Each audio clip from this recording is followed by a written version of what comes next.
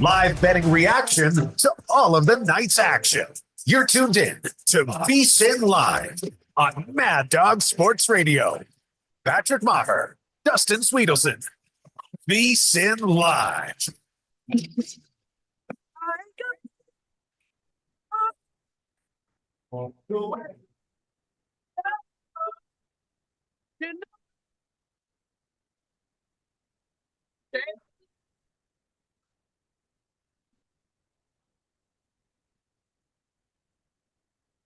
VSiN Live, Mad Dog Sports Radio. As we say hi, Dustin Swedelson. I'm Patrick Meagher. You can find us, of course, on the phone, 888-MAD-DOG-6, 888-623-3646. Shout to Dez, shout to Ryan, shout to Naya, the crew. We're streaming live on YouTube. Stop by, VSiN Live on YouTube. Say hi, thumbs up, subscribe. Let's get the algo going. Now, what do we have going as far as college basketball? Conference tournaments leading into Selection Sunday. 68 spots, 31 guaranteed through the bids. Of course, today you've got the ACC and the Big 12 going down tomorrow. Now, I'm giving you to the big conferences, people. Tomorrow you got SEC, Big 10, Big East. So right now in progress, let's get you updated. California and Virginia Tech, Cal, Va Tech, 67-67, end of the first overtime. Two bad teams, but remember in the ACC last year, NC State, garbage team, ends up getting the auto bid all the way to the Final Four. The big guy, even with the fade on his birthday, getting a chuckle out of that. Happy birthday to Dustin Swedelson. For those of you that have been listening to this program, I don't know, I started in 14 on Mad Dog Sports Radio, big guy a couple of years later. If you had ever thought that, one, his health would allow him to make it to see 40 years old, and then two, he would still have a job at 40, I mean, it's unbelievable. It's a great job by the big guy. Got a new fade. Looks ridiculous. Grow your hair out. Next up, Arizona State, Kansas State, Big 12. That's just underway, so we'll keep you updated. Syracuse, Florida State coming up here in bit. Oh, West Coast Conference Tournament. Gonzaga and St. Mary's in the final coming up tonight. We're going to bet that as a family. Shout to Steve Torrey and his Indiana Hoosiers, who look like they're going to get into the tournament. Oh, also Steve Torrey's Colorado team. Remember, Torrey's got he's got a lot of money, so it's not an issue. But he had a daughter that went to Indiana. Now he lives in New York, so daughter goes to Indiana. Last time I checked, out of state. Son goes to Colorado. Last time I checked, out of state. And another son goes to Alabama. Let me see, New York to Alabama, out of state. How much does SiriusXM pay a program director? Steve Torrey's Colorado team picked up a win over TCU today. Colorado stinks. Notre Dame beat Pittsburgh today. Both teams pretty bad. Cincinnati beat Oklahoma State. Cincinnati's okay. Oklahoma State's not very good. So we'll keep you updated as the ACC and Big 12 in action today. Now, the ACC is a foregone conclusion. Duke is a minus 320 favorite. So, I mean, and they avoid both Louisville and Clemson until the championship game. So they are going to cakewalk, crip walk like the big guy all the way to the finals of the ACC. Put it this way, 17 conference games this year for Duke, average margin of victory, close to 24 points. They pummel within the conference, and they pummel everybody. You know, it's a big three in college basketball this year. You've got Duke, you've got Houston, and you've got Auburn, and you've got everybody else. So we'll keep you updated there. It's a light slate when it comes to the NBA, so we're not going to touch on that too much. NFL free agency, the biggest domino today would be Daniel Jones to the Colts. Dustin's favorite giant quarterback of all time got a one-year, $14 million deal with the Colts. So that means the Seahawks got ripped off. Because what's the difference between Sam Darnold and Daniel Jones, if we're being completely honest? I mean, these people talking about Sam Darnold like he's good is unbelievable. Moreover, if you're talking about Sam Darnold like it made sense for the Seahawks, that's even more ludicrous. Why? You're tearing it down to rebuild around Sam Darnold. Now, I know that Sam Darnold is better than Sam Howell. I just don't know how much better. And if I'm having the conversation, you shouldn't be building a franchise around Sam Darnold. Like, for example, Sam Howell a couple of years ago started like 16, 17 games for the Commanders. He threw for 4,000 yards. He had the worst offensive line in football. He was sacked 65 times. Eric Bieniemy was the offensive play caller, and he had 21 touchdown passes. Now, you throw that player, Howell, in the O'Connell situation that Darnold was in last year, and the rehabilitation is on. So again, I'm good with the Field signing yesterday with the Jets. Upside, see what you have. The Darnold signing was ridiculous. The Colts signing Daniel Jones today lets you know that they are moving on from their first-round draft pick in Anthony Richardson. There is no doubt about it. If you're completing 47% of your passes in a league where they're completing 70% for the big guy, that's not going to get it done. So we say hello to Dustin Swedelson on his birthday. And, he's egotistical, narcissistic, so it's all about him today. What's cracking? Well, you asked what's the difference between Daniel Jones and Sam Darnold? Absolutely nothing. Because when you look at their careers, they each have one season. Your mic's low. Your mic's low. Yeah, there you go. I'll rewind, go back. You asked what the difference was between Daniel Jones and Sam Darnold. And there's absolutely nothing. When you go back and look at their careers, each of them have had one good season as a starting quarterback. And why is that? They were coached up in the right situation, with the right schedule, with the right playmakers, Justin Jefferson and Saquon Barkley, and they made the postseason one single time.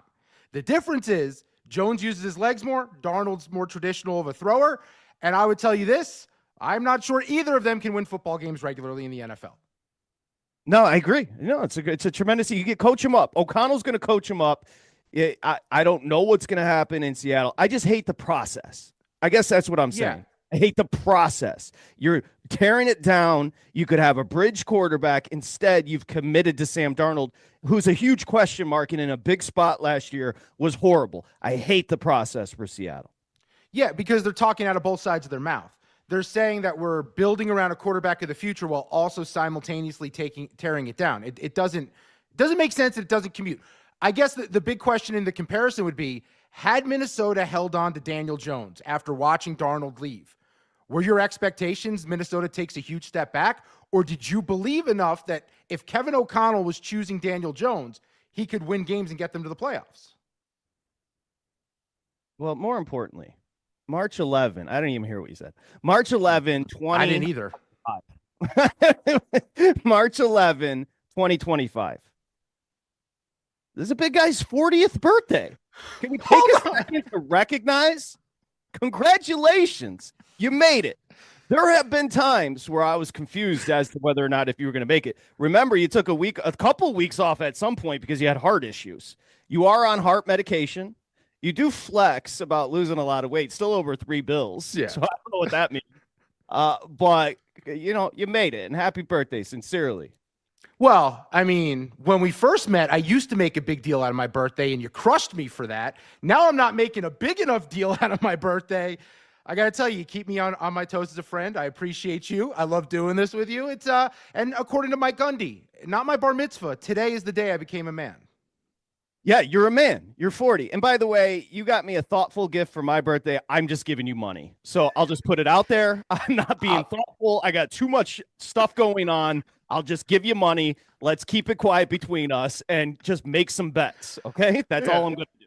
I don't need anything. It's been a hot run in the NBA prop world for me. Your boy over at VSiN.com/picks. We're picking winners every night. So I don't need your money. Keep it. I know you do need money because your girlfriend, you both like to go out to dinner, okay? Well, yeah, no. And you like to go out to bougie places. I'll get you. It's not a big deal. Do you know what her pet name is for me? ATM. That is what she calls me because that's what I am to her. Well, it sounds like you found a winner. Happy birthday to the big guy. You can give him a shout at Dustin Swedelson on Twitter. All kidding aside, I give the big guy a hard time. He's a wonderful person, and it is a big day, his 40th today. Jonathan Allen, to Minnesota. I don't know if that really matters. I don't think Jonathan Allen's very good. They replaced him with Greenlaw in Washington. So that kind of lets you know. Now, Allen, it costs a little bit more for Minnesota. He's fine. He got injured last year. If you give Allen some credit, he was very good through the Rivera years, and the Rivera years were a disaster with Washington. So you give him a little credit there. and then got injured last year. I guess a fine signing for the Minnesota Vikings. Yeah, I think it's more the messaging of the signing because they signed him to a big deal. They brought in offensive lineman Will Freeze from the Colts for $88 million over 5. They re-signed their corner Byron Murphy, who's been awesome under Brian Flores. They spent money on Ryan Kelly from Indy. They went and re-upped with Aaron Jones. The Vikings are spending money for a reason because they're committing to their rookie quarterback who makes no money in J.J. McCarthy. So while Darnold's out the door, and I think a lot of us wanted to see him stay there in Minnesota, if you're going to go in with J.J. McCarthy, you better put the best possible supporting cast around him.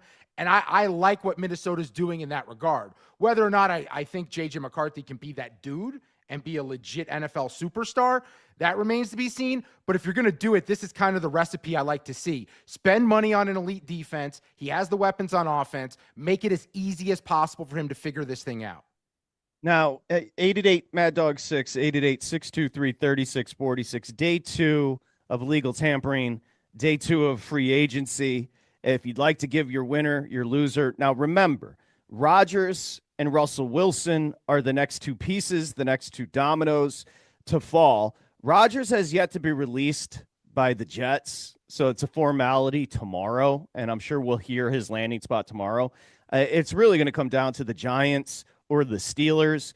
People are saying Minnesota's in the mix, but I think it really comes down to the Giants or the Steelers at this point. Yeah, I want Minnesota because I think that I would like to see like the best of Aaron Rodgers. I don't want him to go out the door the way we've seen him the last couple of years with the injuries.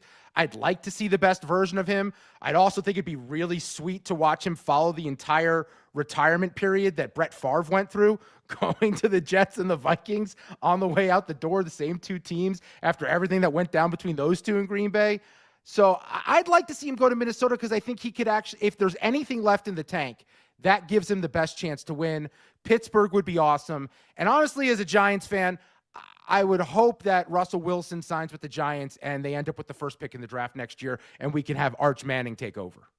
Well, if you want to see the best of Aaron Rodgers, turn on the Pat McAfee show because he's a better troll than he is quarterback at this point. So if you want some good conspiracy theories, but he's better at that than he is as a quarterback at this point. Russell Wilson, that is that's laugh out loud funny. If you're signing, Sean Payton thought he could make it work. He couldn't wait to ship his ass.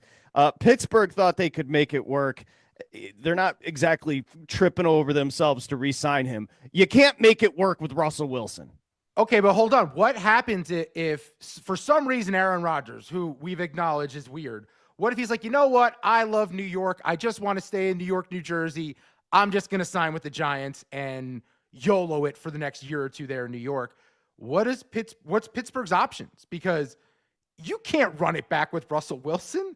We saw what that ceiling was. You're completely limited as an offense, and you went and got DK Metcalf, and I know they have a rapport from Seattle, but the guy that DK Metcalf had a rapport with is not the same Russell Wilson you're getting in 2025. I'll tell you what the option should have been. Now, Joe Milton is still a potential player if the huge arm, the frame, the athletic ability, the big kid in New England. They love him, but they have a franchise quarterback, so they're open to trading him. We'll put that to the side. I'll tell you what teams should have been thinking about. They should have been thinking about Marcus Mariota.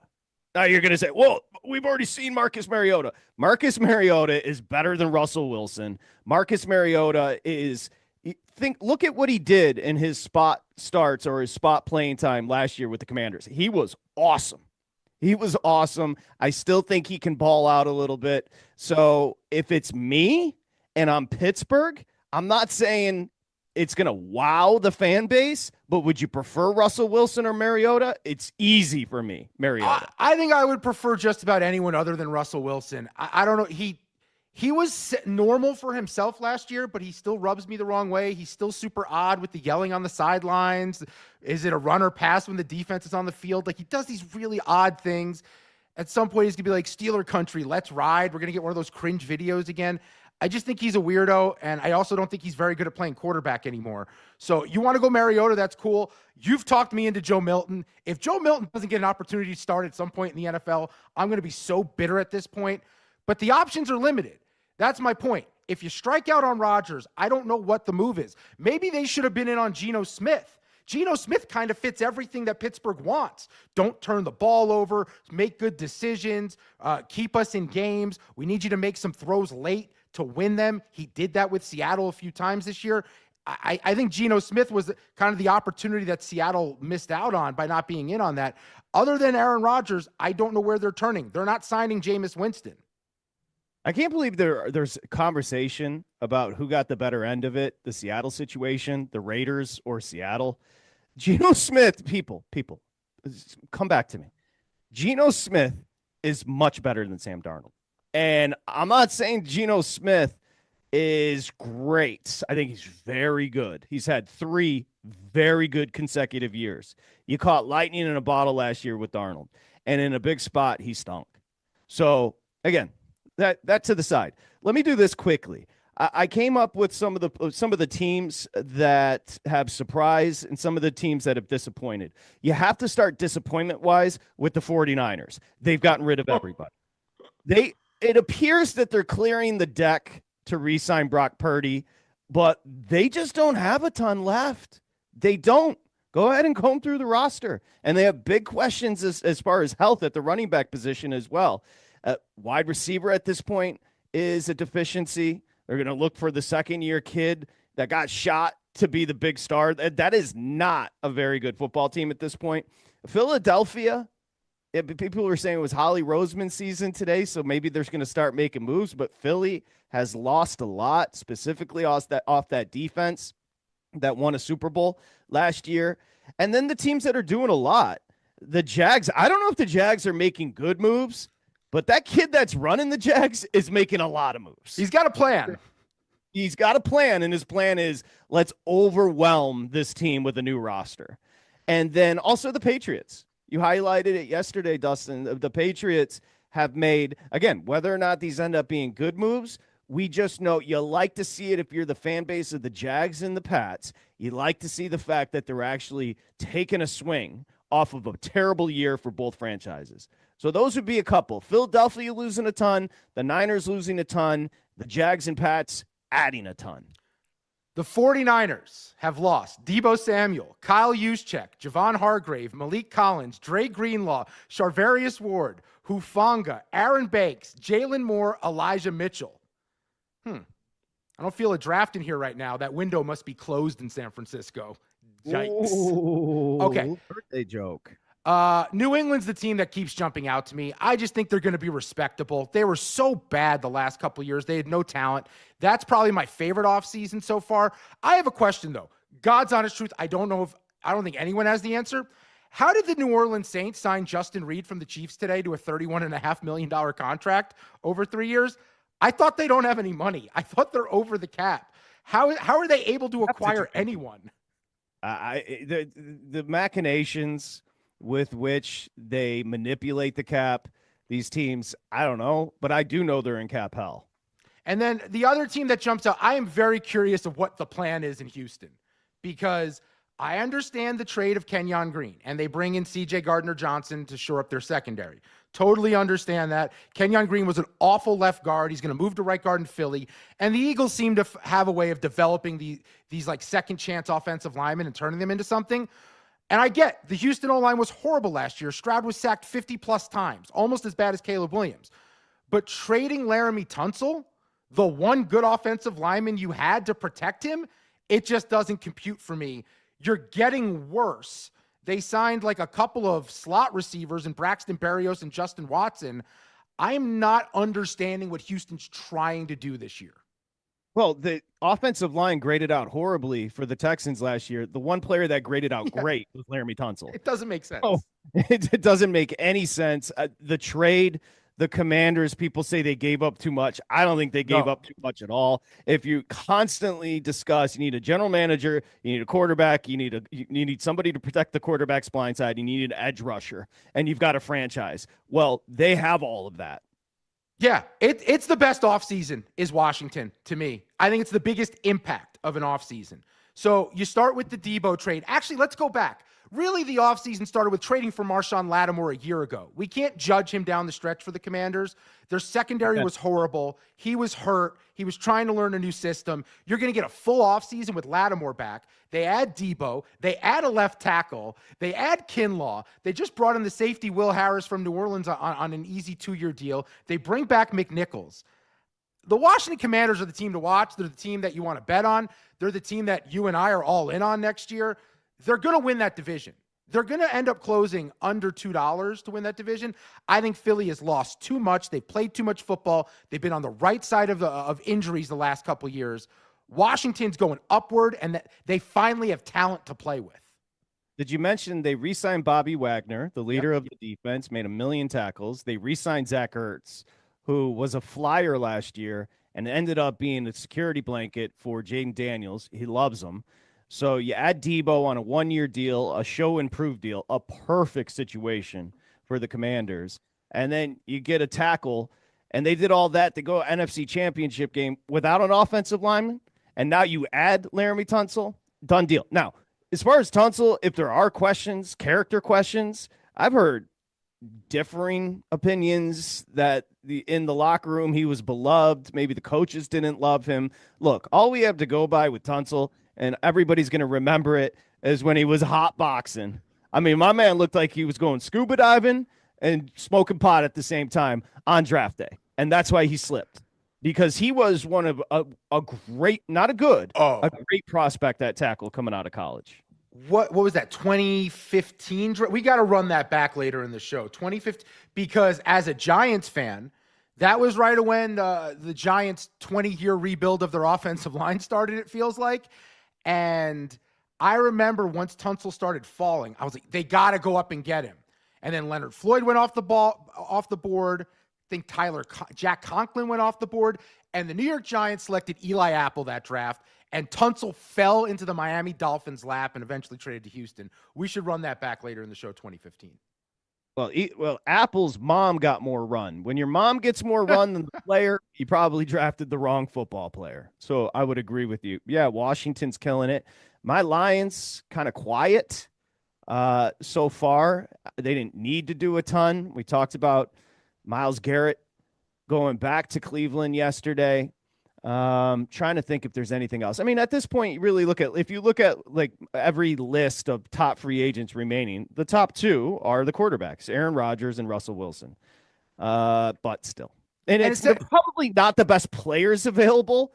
They're just the most important players available. Well, and there's one more expected to become available, and that's Kirk Cousins. So I guess that's my question. If you're a team that's great, if you're at this point looking into Aaron Rodgers, you should be looking into Kirk Cousins, but you have to look yourself in the mirror too and admit that you're grasping to be relevant this year.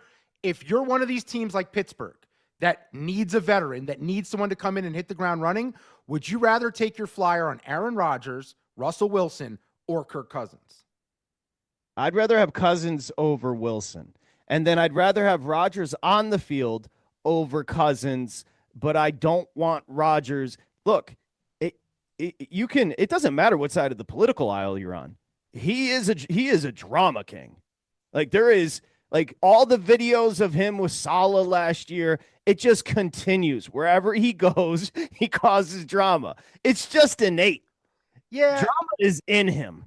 It's just a thing, and it's been like that since day one. And it kind of started not his fault with falling in the draft the way he did, right? That was the first glimpse. Then there was the stuff with his family and the stuff about backing up Favre. Family stuff I can't judge. But my point is, there's always been weird stuff happening off the field with him, and not all of it's his fault. Some of it does seem to find him. However, lately, it seems as though he does chase that. He enjoys it. And he wants to kind of be a douche about it to people when they bring it up. Well, listen, I would never label somebody a narcissist, but when a documentary is made about someone and that person makes it, my man produced his own documentary. And he's still alive. Yeah, it wasn't his estate. This isn't a new biography about Winston Churchill. You're right. Yeah, normally it's like someone's estate puts it forward to have the world remember them in a certain way.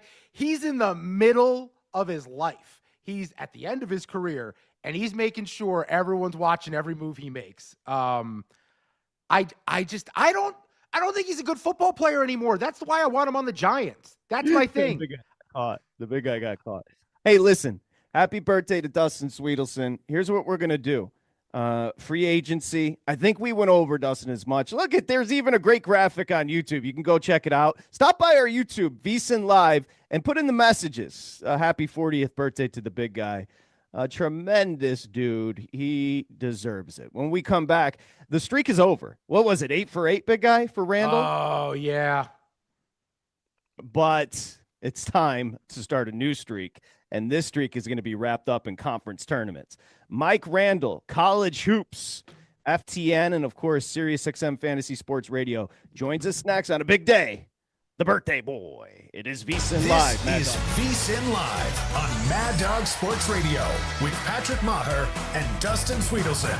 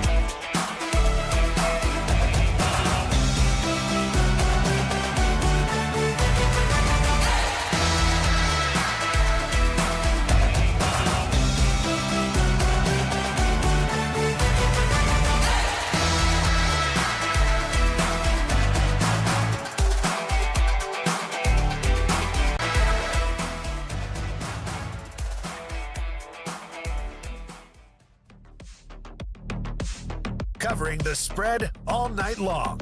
This is VSiN Live on Mad Dog Sports Radio. Here's Patrick Meagher and Dustin Swedelson. Okay, it's conference championship week, and the returns have been crazy. So we're giving away everything at VSiN.com.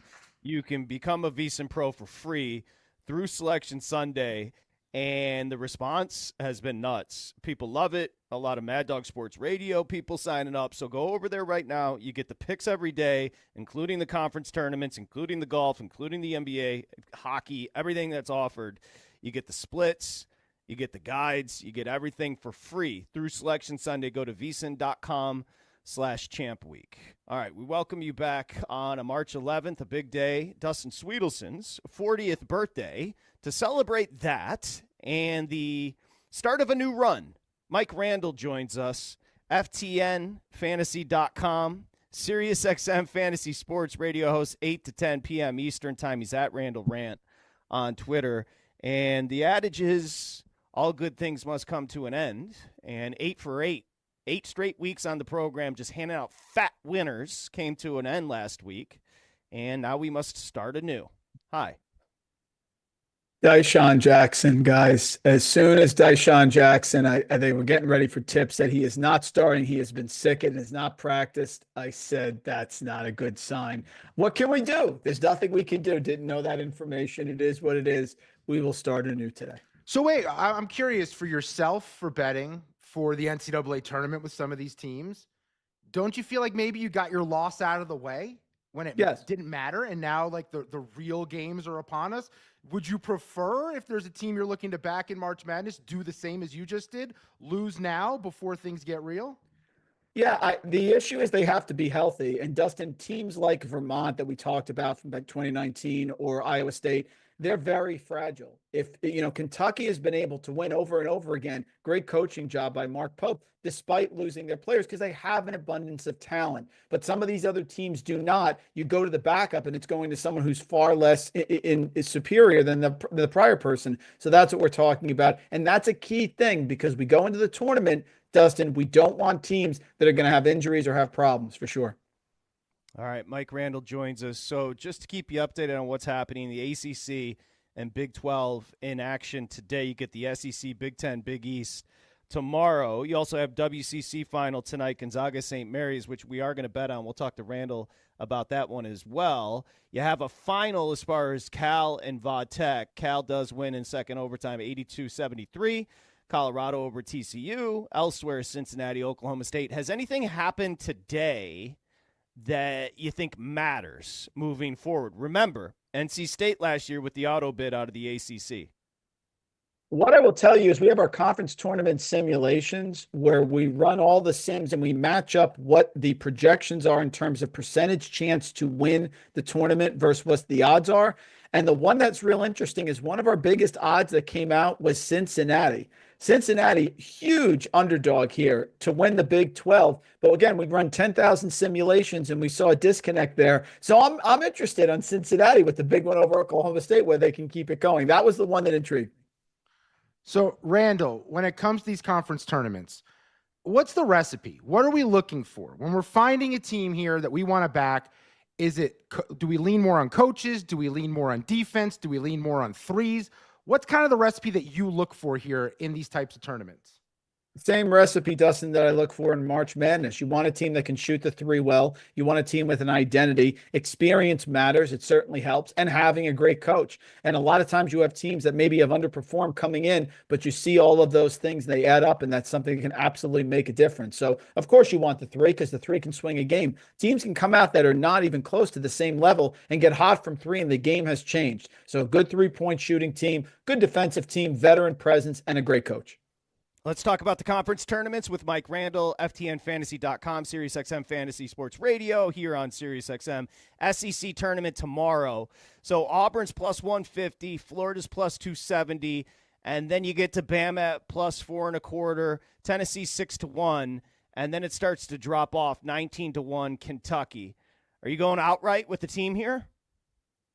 Yeah, the one that we like here at FTN is Tennessee, and you may find that odd, but you're looking at a Tennessee team that has a pretty good bracket to go through. We had them they're at plus 600, but if you run the simulations with us here at FTN Fantasy, we think that they win up almost close to 20% of the time with this run. So this is a favorable situation for Tennessee. They're a team that has beaten Florida. They're a team that has beaten Auburn, that played Auburn really close and lost by 2 away. So this is a good matchup for them. We have Tennessee as a team no one's going to back because everyone's going to go to Auburn and Alabama and Florida. But we kind of like the Volunteers here with a great defense under Rick Barnes, number 1 in adjusted defensive efficiency. We think that's the best value on the SEC board. Tennessee at a price in the SEC. Randall, we're going to reconnect your mic. We're having a little bit of connectivity issues. As we do, Big 12, let me set you up here. Houston is odds-on favorite. So Houston's minus 105 in the Big 12 conference tournament. Texas Tech is plus 425. Iowa State is 6-1. Arizona 8.5-1. Then you get to BYU, who I know people like, at 11-1. Keeping it going as we get Randall reconnected here. I mentioned the ACC. Duke's beaten teams in the ACC by over 23 points per. So they're a minus 320 favorite, which is ridiculous. And, you know, they're not going to play Louisville or Clemson.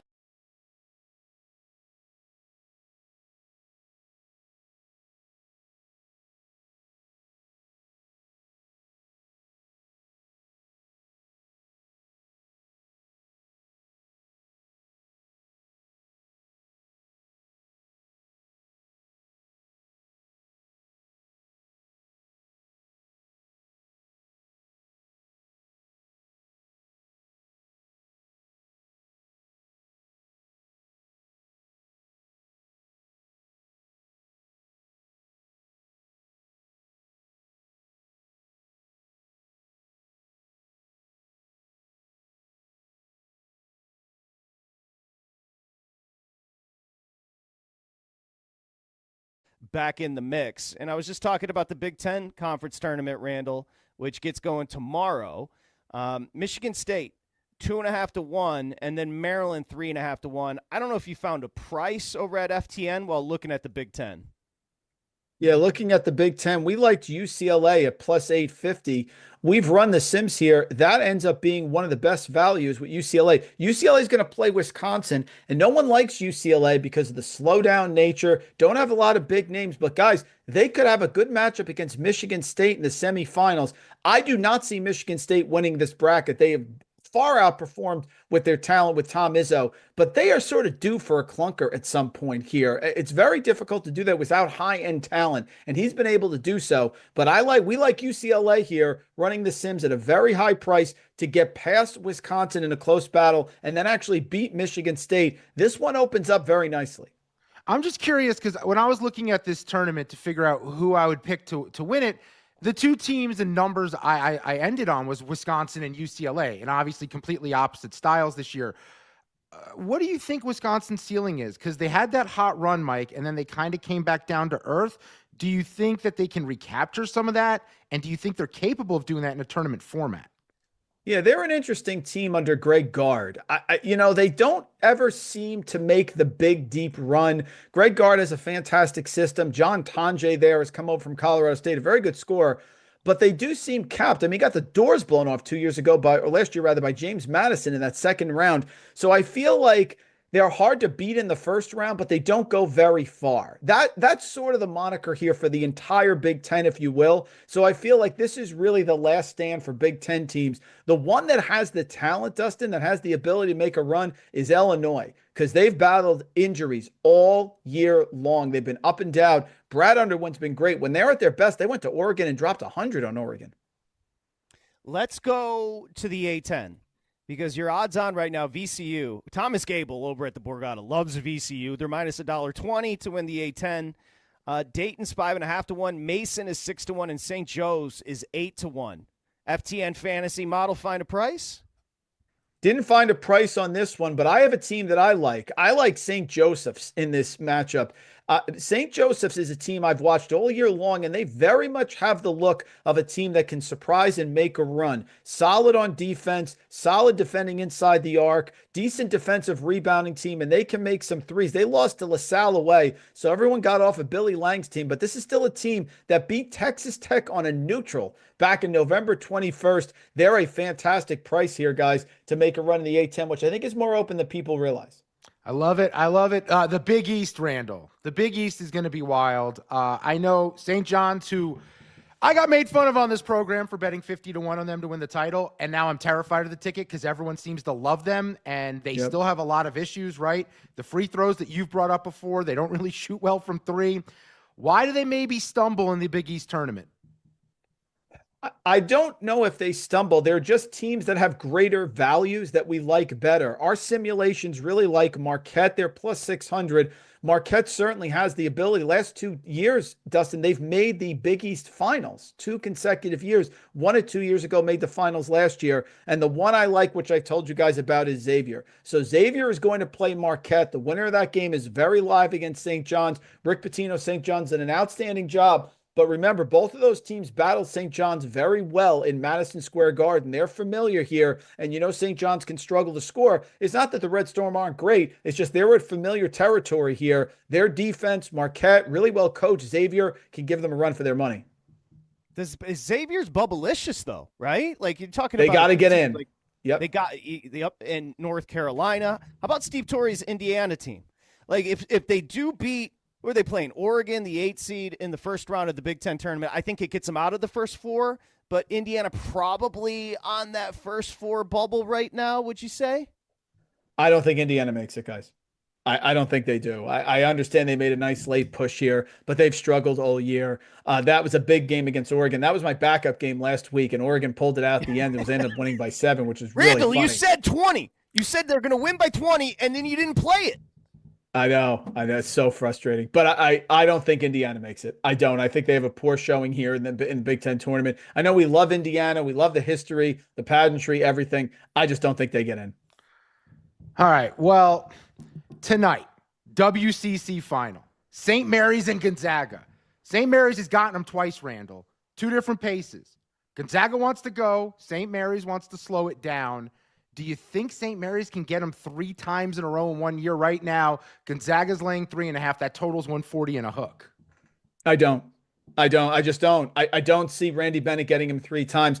Great job by Randy Bennett. They've played well. I don't see it happening again. The key is going to be, can Graham Ike do some things inside against Mitchell Saxon? This is on a neutral, guys. The better offensive team is the one that's going to score in this situation. That's why St. Mary's has had trouble battling Gonzaga on a neutral. They played a really slow pace. They also don't make free throws well. I don't think you can lose 3 times. I don't think you can lose 3 times, Randy Bennett. I just can't say it. I can't. Mike Randall, of course, FTN Fantasy. Right after us, he heads over to SiriusXM Fantasy Sports Radio, do his program. But it is now time. Let's start a new streak. The official play tonight. Randall, what do you got? Well, the official play is the one I told you about. I'm going with Gonzaga. I'm going with the Zags here. Mark Few and the crew, they've been hot. They've lost to St. Mary's, the only 2 teams they've lost to since January 18th against Santa Clara. Mark Few in these spots is just excellent. I think you're going to have a good game inside from Graham Ike. There's a huge discrepancy in free throw shooting. St. Mary's has played well and shocked him twice. Fool me a 3rd time, Randy Bennett, do it to me. I'll take the Zags tonight against St. Mary's. Wow. Right. Wow. Start a new streak with Gonzaga, and that is the man, Mike Randall. Randall, appreciate you. Good luck on the show tonight, and good luck with the Zags. We'll see you next week. Thanks, guys. All right. It's a great time of the year, and Randall, this is what he lives for. College hoops, conference tournaments. Now, remember, with the conference tournaments, you get familiarity, and then it completely busts wide open as far as the big dance and the round of 68, where we start with 68 spots and crown a champion. That is where it gets so random. You think about Arizona a couple of years ago losing to an Ivy. You could just go on and on. It feels like we've had a lot of upsets over the past few years. And the conference tournament's a little bit different.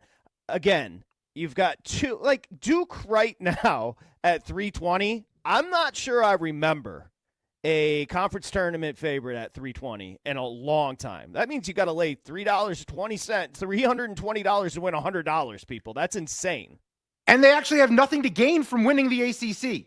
There is no gain for Duke. They will be the one seed even if they were to lose their first game, their first matchup. It is completely irrelevant. And that little twist is what makes this exciting, I think. It also kind of kills the tournament at times because some of these bubble teams that we want to see are going to get screwed out of spots because a team we didn't expect is going to win one or two of these leagues, and then we're going to miss out on a team that really was the best for all season long. So we think we know who the bubble teams are and who we're on the fence about, but these conference tournaments can mess that up even more. All right, let's continue with the college hoops. At the top of the hour, we'll transition back to the NFL and free agency. We're hoping we get some breaking news throughout the program here on VSiN Live. When we come back, me and the big guy, we're going to go through our conference tournament picks, and we're going to start with the Big Ten. It's VSiN Live, Mad Dog Sports Radio. This is VSiN Live on Mad Dog Sports Radio with Patrick Meagher and Dustin Swedelson.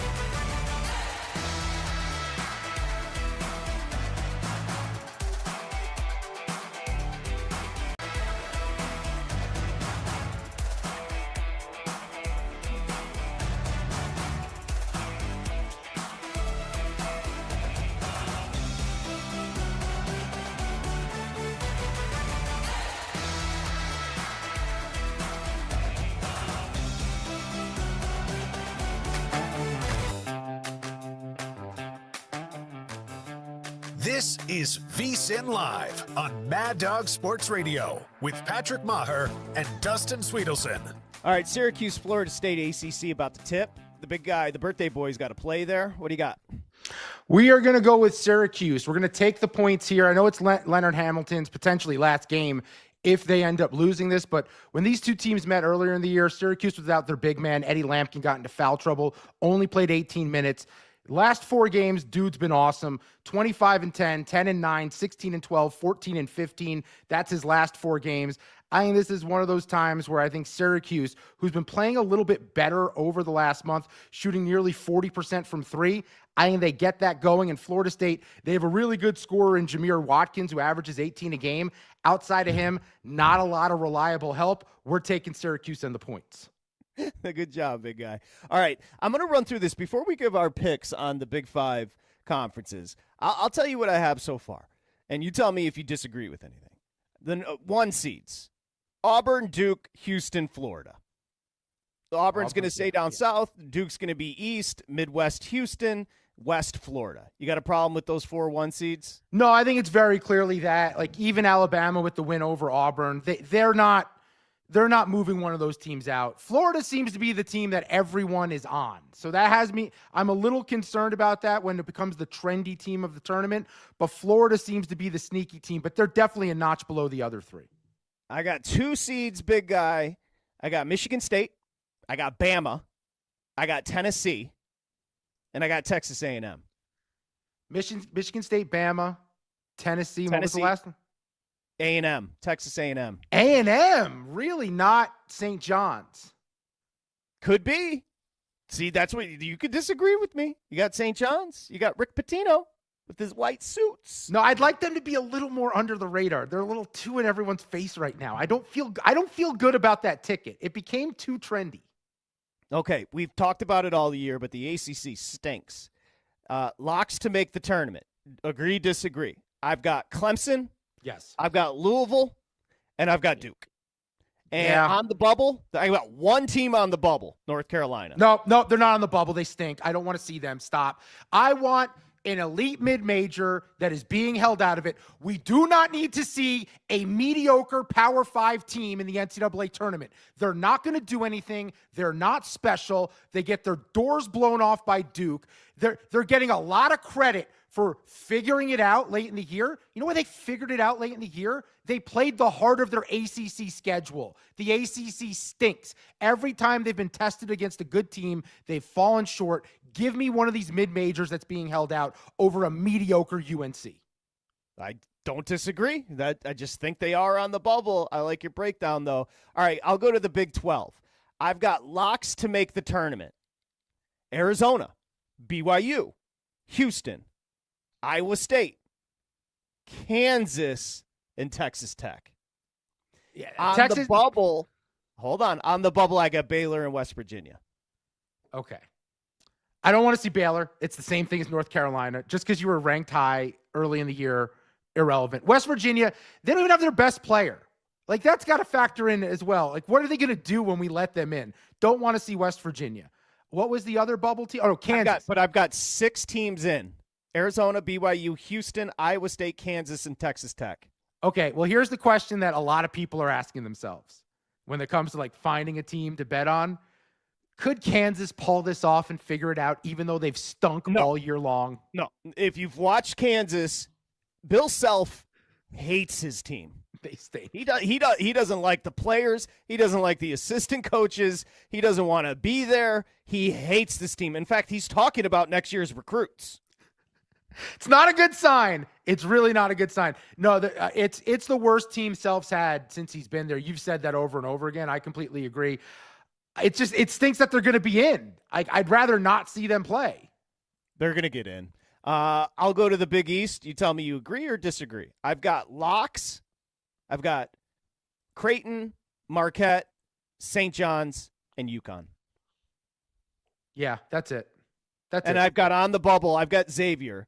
And we know Randall and a bunch of people like Xavier, so they want to see him get in. Yeah, but I think they got off to a slow start. They have to make up some ground here. They are one of those teams that, like, I want to bet on when it comes to the tournament, just game by game, because right now they're catching 2.5 versus Marquette tomorrow. right? That's tomorrow. Yeah, no, Thursday. And I would want to bet on Xavier there. One, Marquette's playing awful the last few weeks.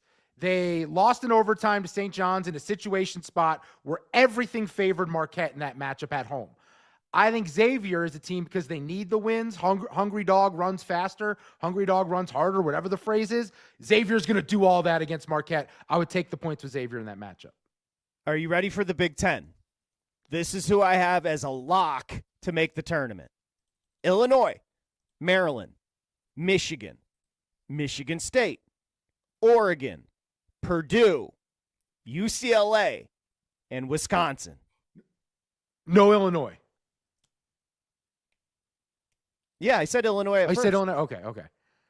So I've got 1, 2, 3, 4, 5, 6, 7. I got 8 locks to make the tournament out of the Big Ten. I think Indiana's going to make it. I think Steve Torrey's Hoosiers are going to make it. And then on the bubble is Ohio State. Yeah, Indiana's weird because let's say they get in. They do have a unique roster where they have bigs, and that can always be a really tough matchup in some of these condensed games where it's limited possessions, it's low scoring. Sometimes the threes aren't falling with the nerves or in the early rounds of the tournament because they have those guys and they could potentially dominate the glass. If Indiana gets in, they could be a dangerous out. Yeah, I think they're going to get in. Let me ask Tor. I'll text Tori right now. Did you hear Woodson the other day? After they won, he's like, you know what? Maybe I retired too soon. No, man, that's not why it's happening. It's happening because you said you were retiring. No, you wouldn't be on the bubble. You'd be in the tournament if there was another coach there. Yes. That's the whole point of this exercise, Mike. Okay. The whole point is they're excited you're leaving. But that's a lot. Illinois, Maryland, Michigan, Michigan State, Oregon, Purdue, UCLA, Wisconsin, and they're all locks. And UCLA, I don't know any of their players, and that's how they like it. Their defense, they're muck it up. It's ugly basketball, and you just know they're going to find a way to make it to the Sweet 16. You just know it. I can feel it. I will come back with the Steve Torrey answer. Just texted him to have Indiana in. I promise you he's going to give a very negative answer because that's kind of his approach. But I got him first 4. When we come back, I'll run my SEC teams by the big guy. I also have Mountain West. Someone prepared. It's VSiN Live, Mad Dog Sports Radio. This is VSiN Live on Mad Dog Sports Radio with Patrick Meagher and Dustin Swedelson.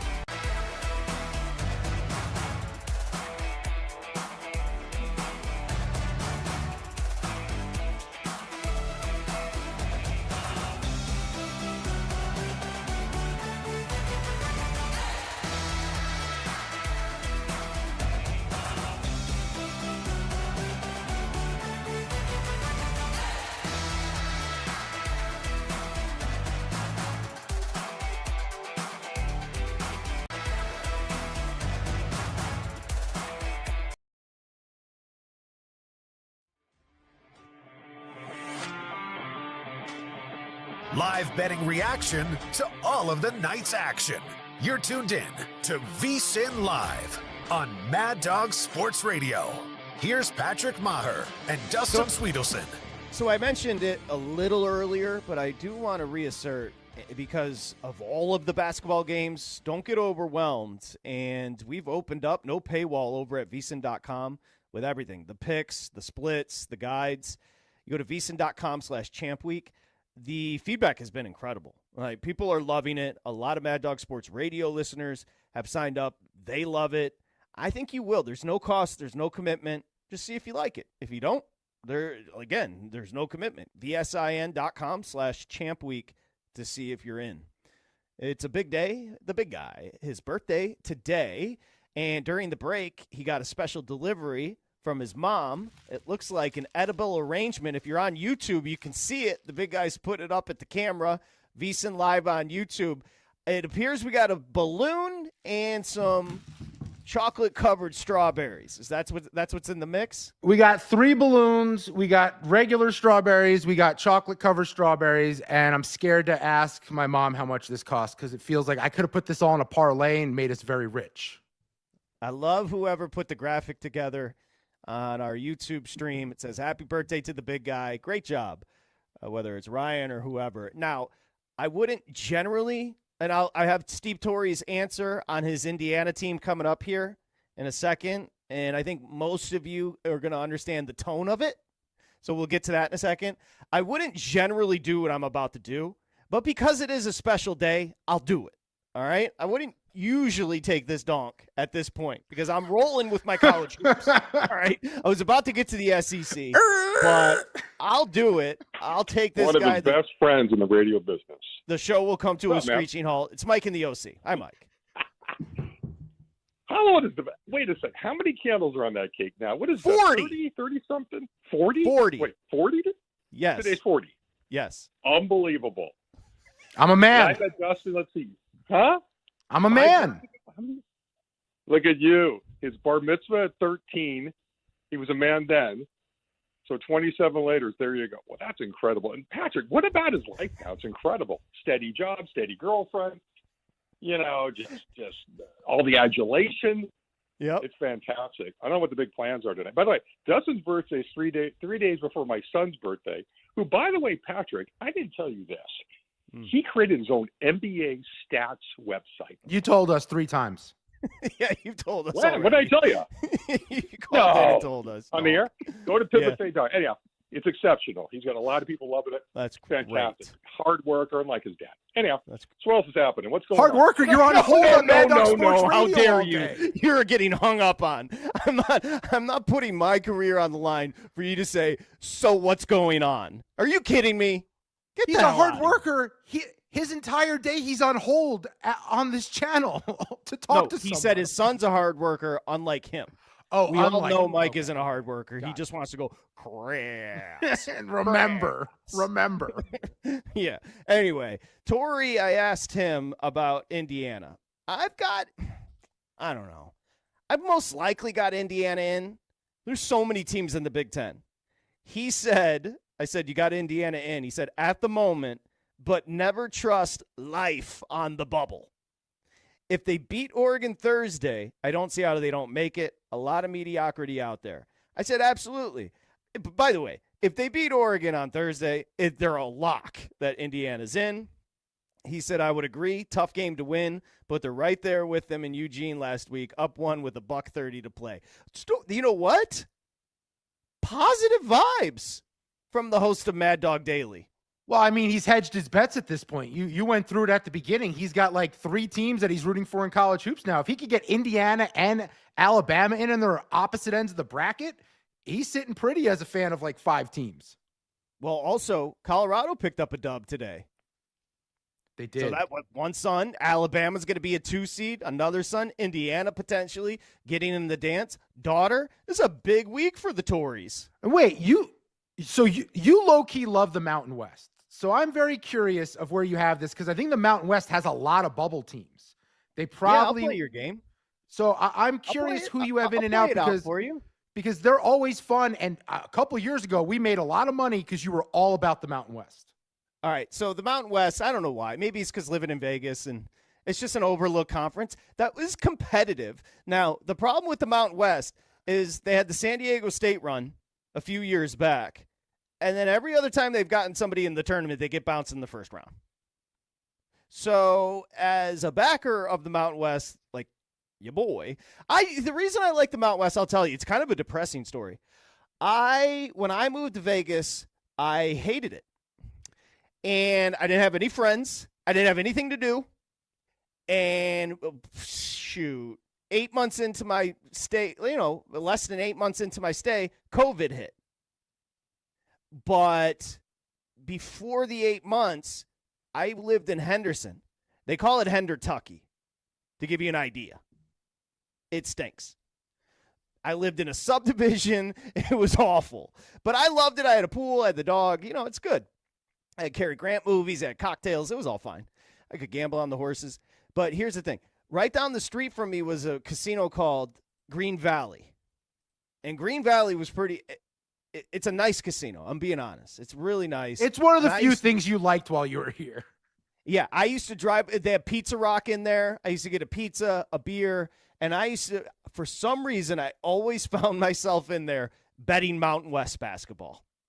So just by osmosis, I ended up kind of knowing the conference because they put the games on out there because it's the Mountain West country. So that's kind of my depressing story why I like the Mountain West. I bet them a lot. Well, yeah, it's the D-Gen special. It's the late game on a Tuesday, on a Thursday. It's on CBS Sports Network. It's kind of like Hawaii football for every single night in college basketball. It's that last game of the night to get right. And last 2 years, I was a New Mexico guy. I freaking love this team. I had 1,000 to, I don't even remember the number, 500 to 1 to win it all. I thought they were locked and loaded. They had multiple pros. This year, they're not the same. They got gutted in the portal. Still have a lot of talent, but not the continuity they had for the last couple of years. So I'm curious what you think their upside is. So last year, 6 teams got into the field. 6, that's the best year the Mountain West has ever had. New Mexico was considered a bid stealer. I think it was only San Diego State. I don't know. I don't think they got any wins last year in the tournament. Maybe they did. Utah State with Danny Sprinkle, right? Oh, that's right. This year, locks to make the tournament Mountain West style. I got no one. Probably going to make the tournament New Mexico and Utah State. But I don't have them as a lock. Yeah, I haven't watched on the bubble, Boise State, Colorado State, San Diego State. So I haven't watched the league a ton. I know a lot of people like Boise. A lot of people think Boise came on strong late, had a couple big wins, that's a team to watch if they can go on a heater here in the Mountain West Conference. But they have not been on my radar this year just because I was a New Mexico guy last year. They let me down. I swore off them. They're the favorite at plus 250. Utah State's plus 330. Colorado State plus 350. Boise plus 425. And then San Diego State, who just seems to always just defend everyone and end up winning this thing, they're 7-1. Yeah, Boise State, San Diego State could be last 4. Yeah. And like I said, probably in New Mexico and Utah State. But I don't have any locks this year. Okay. All right. So you were on the Danny Sprinkle thing early. That was our dude a year ago. Danny Sprinkle, your boy. Let's go to the SEC because we haven't gotten to the best conference in basketball yet. And there's going to be Don't tell Danny Cannell that. Do not say that to Danny Cannell. There are going to be a lot of locks, people. There's a lot of locks in the Big 12, in the Big 10, and the SEC. The SEC locks are obviously Auburn, Alabama, Florida, Kentucky, Mississippi State, Missouri, Ole Miss, Tennessee, and Texas A&M. Maybe Georgia and Vandy. I think they're bubble. Bubble is Arkansas and Oklahoma. Yes. 100%. And Georgia, who I think is on the bubble, faces Oklahoma. Georgia's a 2.5-point favorite. Total is 148.5. That game is on Thursday, I believe?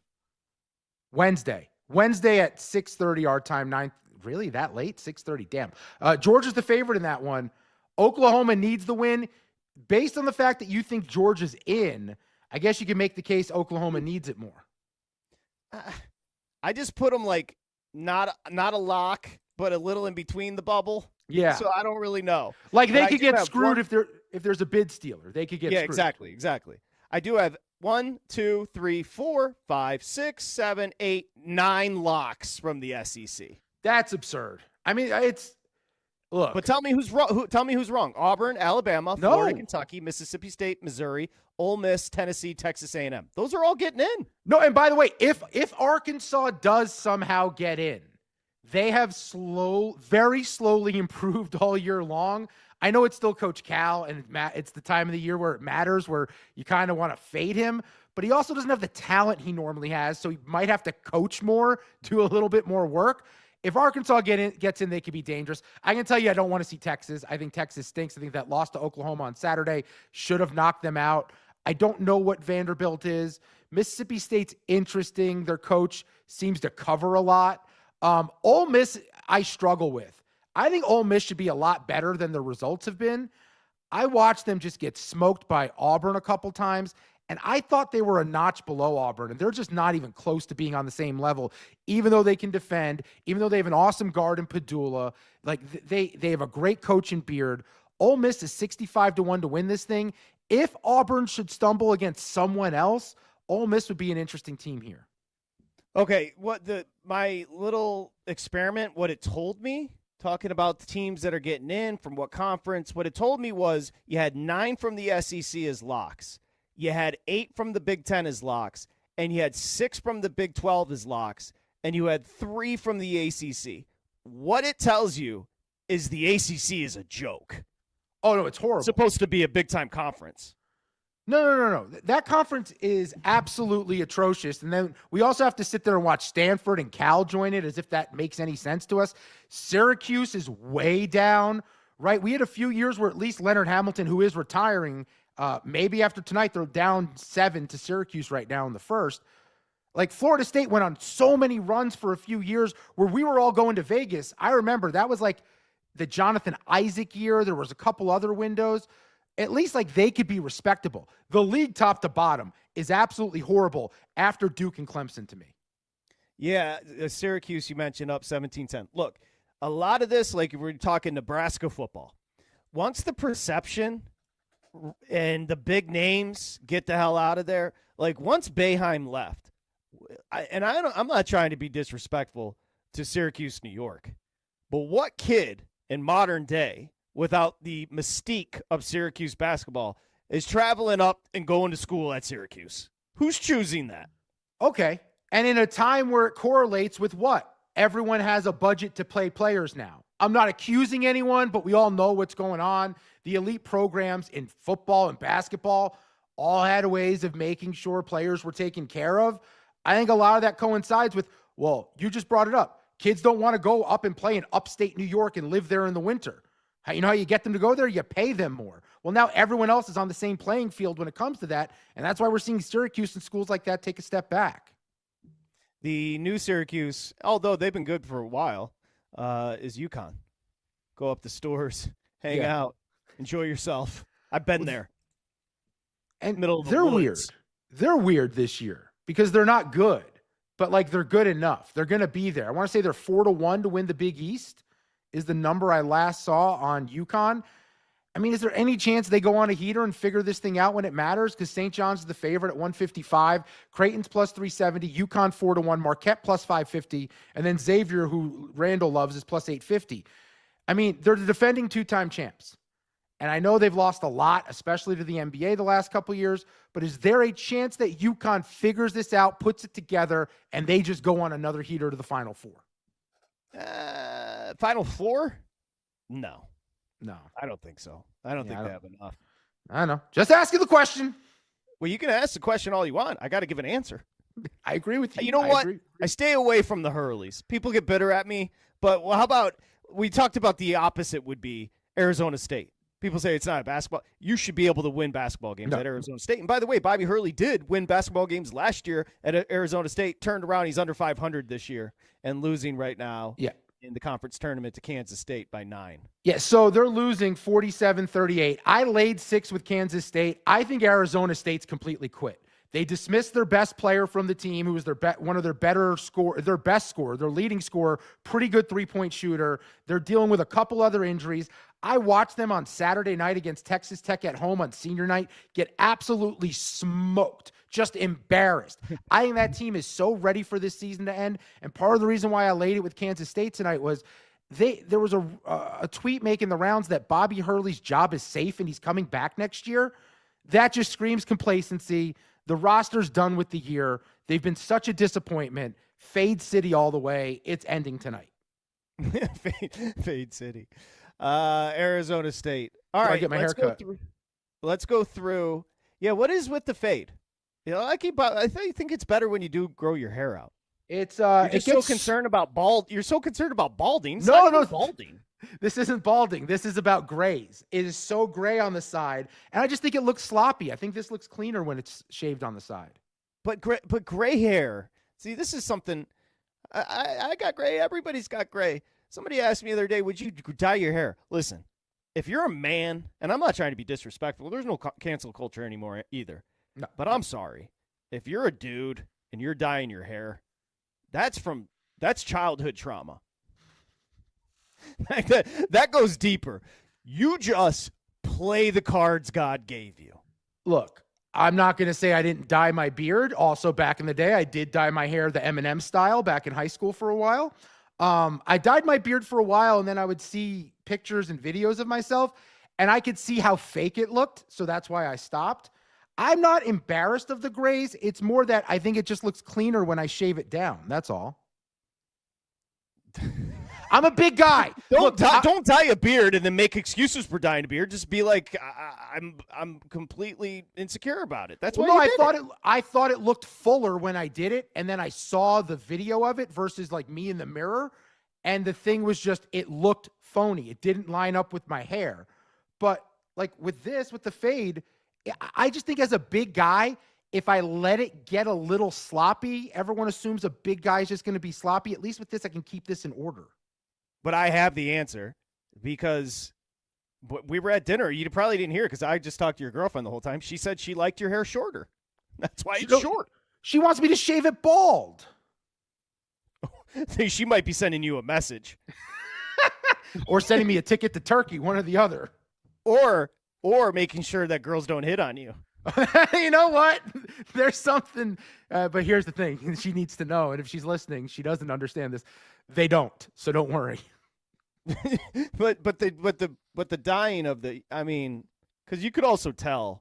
You could tell, dude, fellas, when you dye your lettuce, we can tell. Well, especially when you're like 70-something years old and there's wrinkles on your face, but you have pitch black hair. Dude, we know what's going on. Just be you. But here's the thing. Biologically, this is why dudes got lucky. Girls don't care. Here's a little lesson in life. Girls don't care what you look like. We're all ugly anyway. They want you to listen. They want you to take care of them. They don't care. You know what they think if you have some grays in your hair? Oh, that's sophisticated. Just write a card and listen to what they have to say. They don't care what you look like. Get over yourself. Your motivation is wrong. It's like every time I read an article, obviously I don't follow through on this. I read an article about a guy who got like really jacked or into shape or got into bodybuilding, and the response is always the same. Do more women hit on you now that you have a six-pack, that now that you're a bodybuilder? No. But do you know who does compliment them a lot? Other dudes. All the time. Other men. Of course. That's the point. Don't worry about it. We are the chauvinistic, completely, what's the word I'm looking for? We are the judgmental, surface level, absolutely horrible human beings. That's men. We care about looks. And then we go, well, we can deal with the rest. Yes. Or at least that's what you do when you're young. Yeah. Superficial. Dustin's clamming up because he's got a girl now, so he doesn't. No, I was thinking of the word superficial. I was trying to come up with the word. Superficial is the word I was looking for. Yeah. We're superficial. Yeah. It's just in us. It's in our DNA. What can we do about it? We have eyeballs. We see things. We get superficial about it. Girls got eyeballs. They see things, and they're just more. You know what they are? They're better humans. They're more empathetic. Yeah, we suck. He's got a little front porch, you know, A little. it's cute type of thing. Oh, isn't he so cute? It's like, oh, that dude must listen to her because no, he's not cute. No, Let's get to yeah. Yeah, that's your lesson for the day, people. Pay attention. It's like the clown on Afters, the JT guy. You think any girl's interested? No. Donk. Big 12. Let's give our conference winners. Bro, don't make me spank you. Let's give our conference winners pay for play over there. Big 12 conference. Houston's $1.05. Texas is plus 425. Iowa State 6-1. Arizona's 8.5 to 1. I'll tell you right now, the price BYU 11 to 1 is a little interesting because they can shoot the hell out of the basketball. For me, it's between Iowa State getting healthy, and the health has been the issue. If their big three play, they're great. For me, it's Iowa State at 6-1. Obviously, Houston, their odds-on favorites at minus $1.05. But it's Iowa State or BYU for me. So it's Texas Tech for me. They play hard. I like their coach a lot. Toppin, the transfer from New Mexico, 18 points a game. He's a beast. They've got like 4 other guys averaging 9 a game. I just like the energy they bring, the intensity on the defensive end. They force turnovers. I'm all about Texas Tech this year. I've got them, I think, 35 or 40 to 1 to win the whole thing. If I'm taking a flyer in the Big 12, it's them or BYU, because I agree with you on BYU. If BYU gets hot and they do it for a couple games in a row, I'm not sure anyone's hanging with them. The next one is the ACC. Do we need to even play the game? No. Duke's not even going to try, and they're going to win it. Duke, again, in conference, Dustin, they're beating teams by 24 points. So if there is a tight game, I believe that they'll pull it out. Yeah. Look, all they do is anything can happen, obviously, but whatever. No, look, it's more than Cooper Flagg, too. They have, like, the Kneppel kid who can get it, Proctor who gets buckets all the time, who's been through it before. Like, it's more than just Cooper Flagg. But by the way, he lives up to all the hype. I've watched him like maybe 3 or 4 times this year. He is as special as he's built. You know what I like about Cooper Flagg? His ability to pass the ball. Well, yeah, everyone converges on him, and they have a roster that knocks down shots, too. He leads them in points, rebounds, assists, like every stat category that matters. Yeah, I think he's a tremendous passer. He is going to be a very good pro. I don't know if he's going to be a great pro. I don't know if he's going to be an all-star, but he's going to be a very good pro. There's nothing he can't do at the next level. Yeah, he is from Vermont. And he wasn't like a big recruit originally. Like, he had to get found. Like, I can't remember who I heard talking about in an interview. Like, they had to bring him to showcases to show he was legit and, like, really showcase him because no one had heard of him very late in the recruiting process, for basketball terms. Yeah. Next one, Big Ten. All right, so this one's interesting. Michigan State's plus 250, Maryland's plus 350, Wisconsin's plus 650, UCLA is plus 650, Purdue is plus 650, Illinois is plus 750, Michigan's 12 to 1, Oregon 28 to 1. What do you got? All right, I can't bet Michigan State at such a short number. I just can't do it, and I love them. And I actually hope they lose early because they can get that out of the way and then go on their run in the NCAA tournament. The two that jump out to me are Wisconsin and UCLA. Wisconsin can get buckets this year. That's kind of unique for them. You don't expect them to be such an offensive-driven team. And then UCLA and Oregon are the same to me, where it's Mick Cronin, Dana Altman. They're the types of coaches that their style dictates the fight, and not every team is built to play that style that they want to play, where they can defend that they do and limit the possessions. So to me, the bet is either Wisconsin with the offense or UCLA, the opposite style, at plus 650. 100%. We've seen it before with UCLA. My play is Mick Cronin in UCLA if I'm taking a shot. Yeah. I totally agree. The SEC, I'm not... Just tell me your team because I can't go through all these numbers because everybody's good. Well, actually, Auburn plus 150, Florida plus 270, Alabama 4.25, Tennessee 6 to 1, and then you get to Kentucky 19 to 1. I don't want to be like Randall and say Tennessee 6 to 1, but that is the best one to me. I think Rick Barnes takes this serious. I think this matters to him. I think this could maybe improve their seeding just slightly if they were to win versus if they lost too early in this thing. So I think Tennessee at 6-1 is the play because I trust that his defense is going to show up in an event like this where you have to play multiple games in a short amount of time. I prefer to back the defense than the offense because when those legs get tired, those shots don't fall. So I wouldn't touch Alabama. It'd be Tennessee, or I'd go crazy and maybe go 150-1 on Arkansas, and maybe Coach Cal figures this thing out. I don't hate that play on Arkansas. Mine would be, I just think A&M at 28-1. Texas A&M at 20. Let me see. 25. 20. I think that's I just think it's I'm just a price play. Yeah. A&M at 25-1. So I like that because they defend and they have a lot of vets. They have a lot of kids who've been through this who may potentially be playing their last games of their career, and they want to keep it going as long as possible. So I like that angle for A&M. All right. It is. So that's a bunch of college basketball. By the way, we do have, what time do we have the WCC final? That begins in 30 minutes. What's the number with Gonzaga? Is it people get bitter at me? Gonzaga. I swear to God, I'm not. Gonzaga, like Zags. Yep. Because people get bitter if you say Gonzaga. So Gonzaga is laying 3.5. Total's 141.5. I don't have an official play. Maybe we can come up with one as a family here. Throw it in the Discord. The family bets. We have still 32 minutes to get a play in. Maybe you can go to the family bets on the Discord and let us know your opinion. You can sign up. It's completely free. It's just a community for the show to talk about betting and talk about the show and anything you want. Get over there. Let's come up with a consensus play. I have no clue on the Zags and St. Mary's. In fact, I probably would play St. Mary's because I've watched them play a couple more times than Zags this year, but I don't have a play. So I think St. Mary's is legit this year. So first off with Gonzaga, I believe it's 28 straight years in the title game in this league. So, and 4 straight WCC title games between these two teams. They've matched up in 13 of the last 17. St. Mary's won the 2 regular season meetings this year. The under cashed in both meetings. The under is on a 6-0 run. Zags play fast. SMU plays slow. I think SMU's better this year. The total's 137.5. No, I'm telling you right now, I'm not betting unders. Well, are you going to go do theory then? You're going to lay 3.5 with Gonzaga?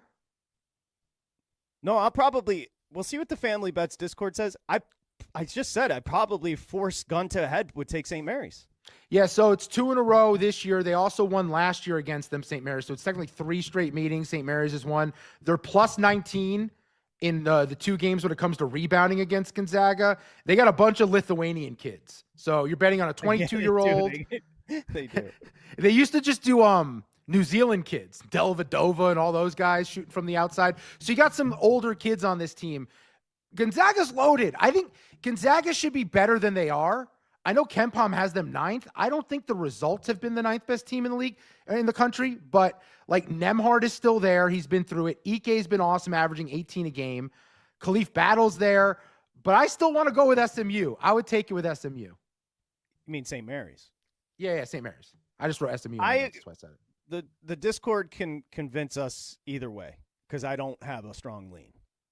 So the family bets Discord. It's up. When we come back, this is the big guy's time to shine on his birthday because Garrett Cole, Tommy John's done for the year, and he's going to go through every division in baseball. This lines up perfectly. AL East breakdown with the core 4 bets with the big guy, Dustin Swedelson. That's coming up next. VSiN Live, Mad Dog Sports Radio.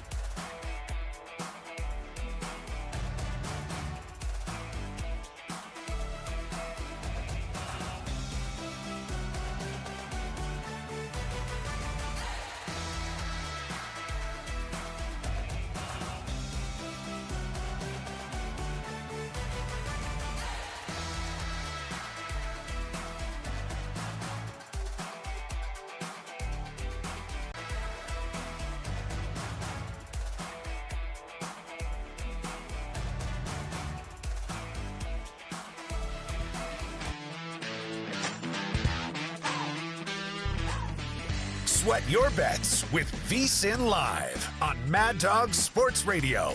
Here's Patrick Meagher and Dustin Swedelson. MLB Network Radio Spring Training Tour rolls into Marlins camp. Join Eduardo Perez and Jim Bowden tomorrow at 5 Eastern for exclusive coverage from Miami's Grapefruit League home. Follow MLB Network Radio on Instagram and listen in the car or on Channel 89 or on the SiriusXM app. Somehow this has turned into life talk because the big guy, Dustin Swedelson, turned 40 years old today. That's correct, 40 for Dustin. Listen, all I can say is I'd love to be 40 again. That'd be lit.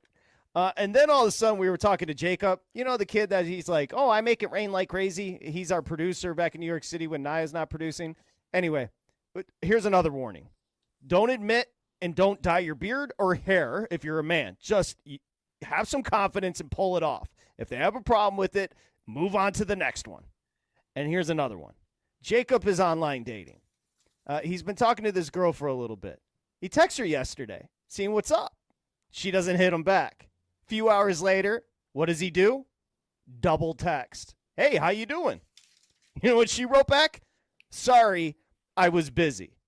She may as well wrote back F you. Here's the thing. She could have been having her appendix taken out. If she likes a guy, she's going to text during the surgery. There's never been such a thing as busy when dating. So, Jacob, I love you. I hope it works out for you. Maybe you can get one of the strippers you met last week, but that ship has sailed with Shorty. Well, Jacob, one, I've been in your shoes many times. There are a lot of busy women that were telling me they didn't have time to text me back for a very long time. Your and mic's I've also not working, dummy. Ugh. It's not? Nope. Yeah, there you're back. Jacob, I have been in your shoes many times with a lot of busy women who have texted me back 2-3 days later. Sorry, got busy. Also been in your shoes where you think maybe the stripper may be the route to go. I would tell you this. No, they don't really like you. They're not really interested. They just hope your Amex doesn't get declined. That's all they're looking for. Learn from me. We got there. Yeah, listen. Busy means I was waiting for the other dude to hit me back. He didn't. I guess I'll write you. That's what busy means. But anyway, good luck. She was busy, getting busy for sure. She might have been busy. She might have been busy. Her hands were full for sure. Her mouth too, maybe. See, that you have to take it to a level that now don't go play that for your girlfriend later. I learned something else the other day at dinner. Dustin takes the parts that he thinks that he's funny during this show, and he plays them back for his girlfriend after the show. This is why that is a disaster. See, I shouldn't tell you anything because it's always used against me. Of course. It's the worst. But am I lying? Do you do that? No, the issue is I'm not even mad at you. I'm mad at me that I keep doing this to myself because I should learn by now. No, but why wouldn't you be mad at yourself that you're playing the show back for your girlfriend and the funny parts? No, I'm just mad. Embarrassing. She misses parts of the show. I want her to know that I was on my game for a brief 30 seconds because later on that night, I'm not always on my game for 30 seconds. That's not bad. All right, let's get to, if we get any feedback in the Family Bets Discord, let me know on St. Mary's and the Zags in the WCC final because we don't know what to do. Gonzaga's laying 3.5. St. Mary's swept the season series. Like, I don't know why they're catching. I might just bet St. Mary's. Yeah, I think tell me what to do. I'll bet them. I don't care. That number tells me that the book is anticipating people saying due theory, that Gonzaga's due to figure this out. Exactly. And I never want that to be the strategy here. And you feel a little bit safer. It's like an insurance policy getting that plus 3.5 when St. Mary's done nothing the last 3 times but win outright. So why not just take the 3 and a hook? Due theory. That's funny. All right, let's get to baseball. And this is the AL East breakdown. The Yankees, Steve Torre's Yankees, it's been rough. Juan Soto is in Queens, and Tommy Johns for Garrett Cole. Let's go to the AL East. And by the way, that due theory applies to Jacob and his dating as well. It doesn't just happen. Fair enough. You mentioned Juan Soto gone. Let's also add to the list, Gleyber Torres is gone, Clay Holmes is gone, Nestor Cortez is gone, Anthony Rizzo is gone. The Yankees in the offseason added Max Fried, Devin Williams, Cody Bellinger, Paul Goldschmidt, and Fernando Cruz. Their numbers have been on the move in the market after the Garrett Cole news that he needs Tommy John. His season is done. So they're now plus 135 as the favorite to win the division. Their win total dropped from 91.5 to 89.5. They're about $3 to win the AL, 8-1 to win the World Series. But look, a lot of this season hinged on Garrett Cole having a bounce back. A season ago, he started the year hurt. Then he came back and he wasn't in his usual Garrett Cole form. They were able to kind of wade the waters without him. Why? Luis Heel stepped up. Well, Luis Heel's not available. He's not available right now. He's also injured. So now we're looking at a rotation for the Yankees to start the year. Max Fried, thank God they went out and got him, although he's been hurt a lot recently. Carlos Rodon, who has not lived up to that contract. Marcus Stroman, who they're willing to sell and trade for like a bag of balls right now. Clark Schmidt, who's a swing man. Warren or Cookie Carrasco as your last starter. I'm going to be straight up. I think this team's missing the playoffs. I think they made a lot of interesting moves, but this team is so overhyped every year. Only two pieces I trust in this lineup are Aaron Judge and Jazz Chisholm. And Aaron Judge likes to get hurt. And by the way, he's entering his age 33 season. So that's going to be harder and harder to avoid for Aaron Judge. This team should not be the favorite in this division. The key is finding the team that's the value to win it, because the Yankees without Garrett Cole, they're a complete mess. D-Hop is signing with the Baltimore Ravens. DeAndre Hopkins. Ooh. That just coming across. I just wanted to pass that along. Dustin says the Yankees miss out on the postseason. I like that call. Who's next? All right, the next one is a team that everyone's really excited about, and I originally looked at what they did in the offseason, and I thought the Boston Red Sox were going to be intriguing. So you look at Boston, let's go over their numbers real quick. So plus 270 to win the division, win total of 87.5, plus 650 to win the AL, and 17-1 to win the World Series. So they lost Tyler O'Neill, they lost Kenley Jansen, they lost Danny Jansen, Chris Martin, and Nick Pivetta. Now they added some names. Garrett Crochet, a big trade with Chicago. Problem with Garrett Crochet is, Patrick, he was a reliever his entire life up until last year. He throws 101 miles an hour. I know he's a big, lanky guy, but I have a lot of questions about how productive, how many innings he's capable of throwing after throwing more innings than he's ever thrown his entire life last season. Walker Buehler comes over from L.A., where he's had 2 seasons of surgeries. They signed Alex Bregman, who I'm not a big fan of, but I think he plays well in Fenway with the Green Monster out there. Patrick Sandoval, a very underrated pickup from the Angels in the rotation, and Aroldis Chapman, who still throws hard, but he's like 50 years old. So you look at Boston, the strength of the team is the depth in the rotation. Crochet, Tanner Houck, who was good in the first half but lousy in the second half last year. Buehler with the injuries. Lucas Giolito, who was out all last year with an injury, is now injured again. And Brian Bayo, who has a lot of upside but is super inconsistent. That's supposed to be something that's a strength of this team, and we're already dealing with an injury to Giolito. The lineup is solid, especially like 1 through 5.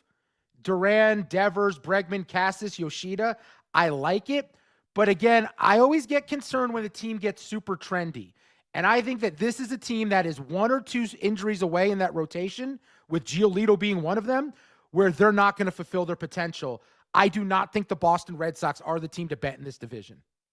All right. We haven't found the team to bet in the AL East. We have run through the Yankees and Red Sox. Got the Orioles, the Rays, and Blue Jays coming up next. It's VSiN Live, Mad Dog Sports Radio.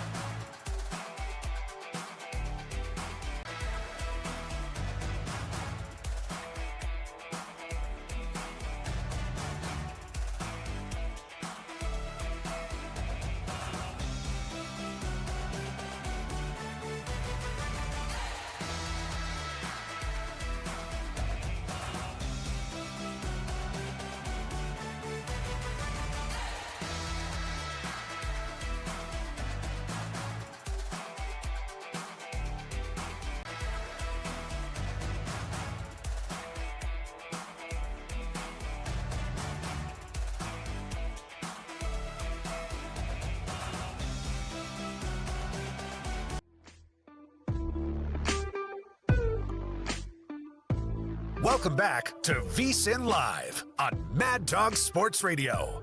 Here's Patrick Meagher and Dustin Swedelson. VSiN Live, Mad Dog Sports Radio. We got you back here, streaming live on YouTube at VSiN Live. Stop by, say hi, maybe drop a happy birthday comment in the comments to Dustin Swedelson, who turned 40 today, which is great. He made it, people. Florida State up Syracuse, who you played, up 29-26 on Florida State. Elsewhere, games in progress that matter. I mean, they all matter. Kansas State's up 6, 2:40 to play. And the second over Arizona State. So Arizona State's going to finish their season relatively 6, that's early. it? Oh. Yeah, cut it to 6. We are smack dab in the middle of the AL East breakdown because Garrett Cole out with Tom John.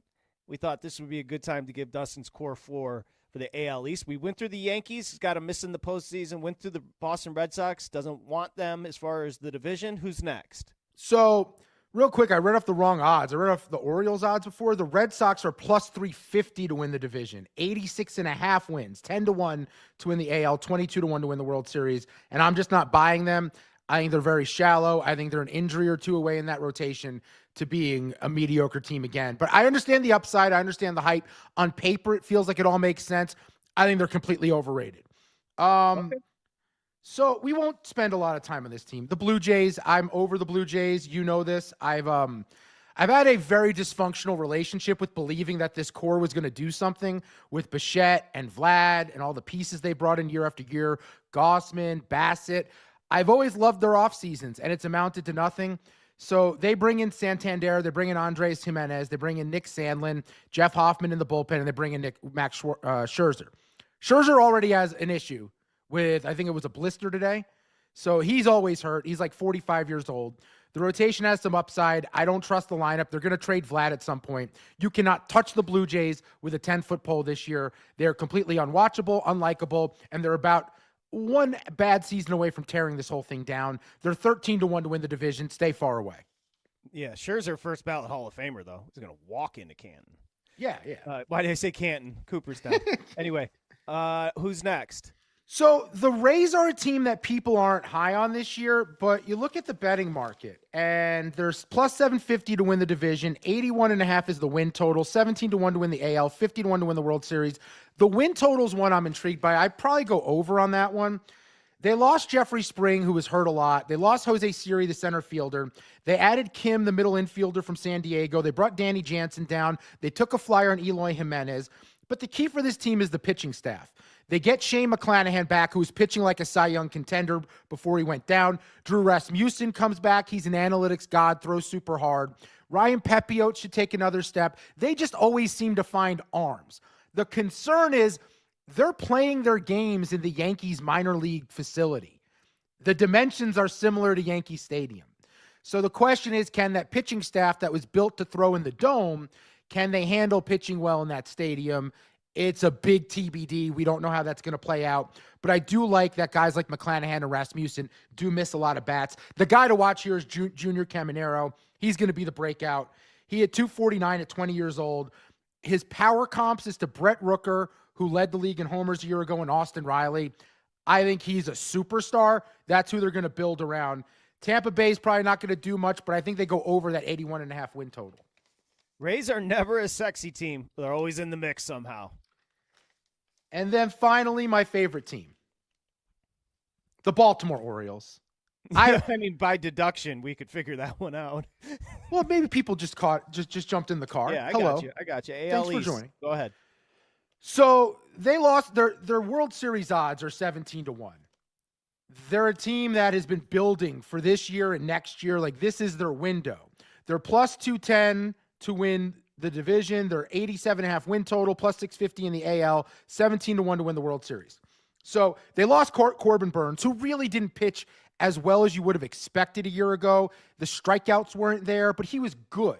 They lose Anthony Santander, one of the more underrated run producers, but they have a million options to replace him. They go out and bring in Tyler O'Neill, Gary Sanchez, Charlie Morton, who's 40 but still getting it done, this Tomoyaku Sugano guy from Korea who's 35 years old but has good numbers over there. But the biggest thing people are missing with the Baltimore Orioles is I hear the rotation's not good enough.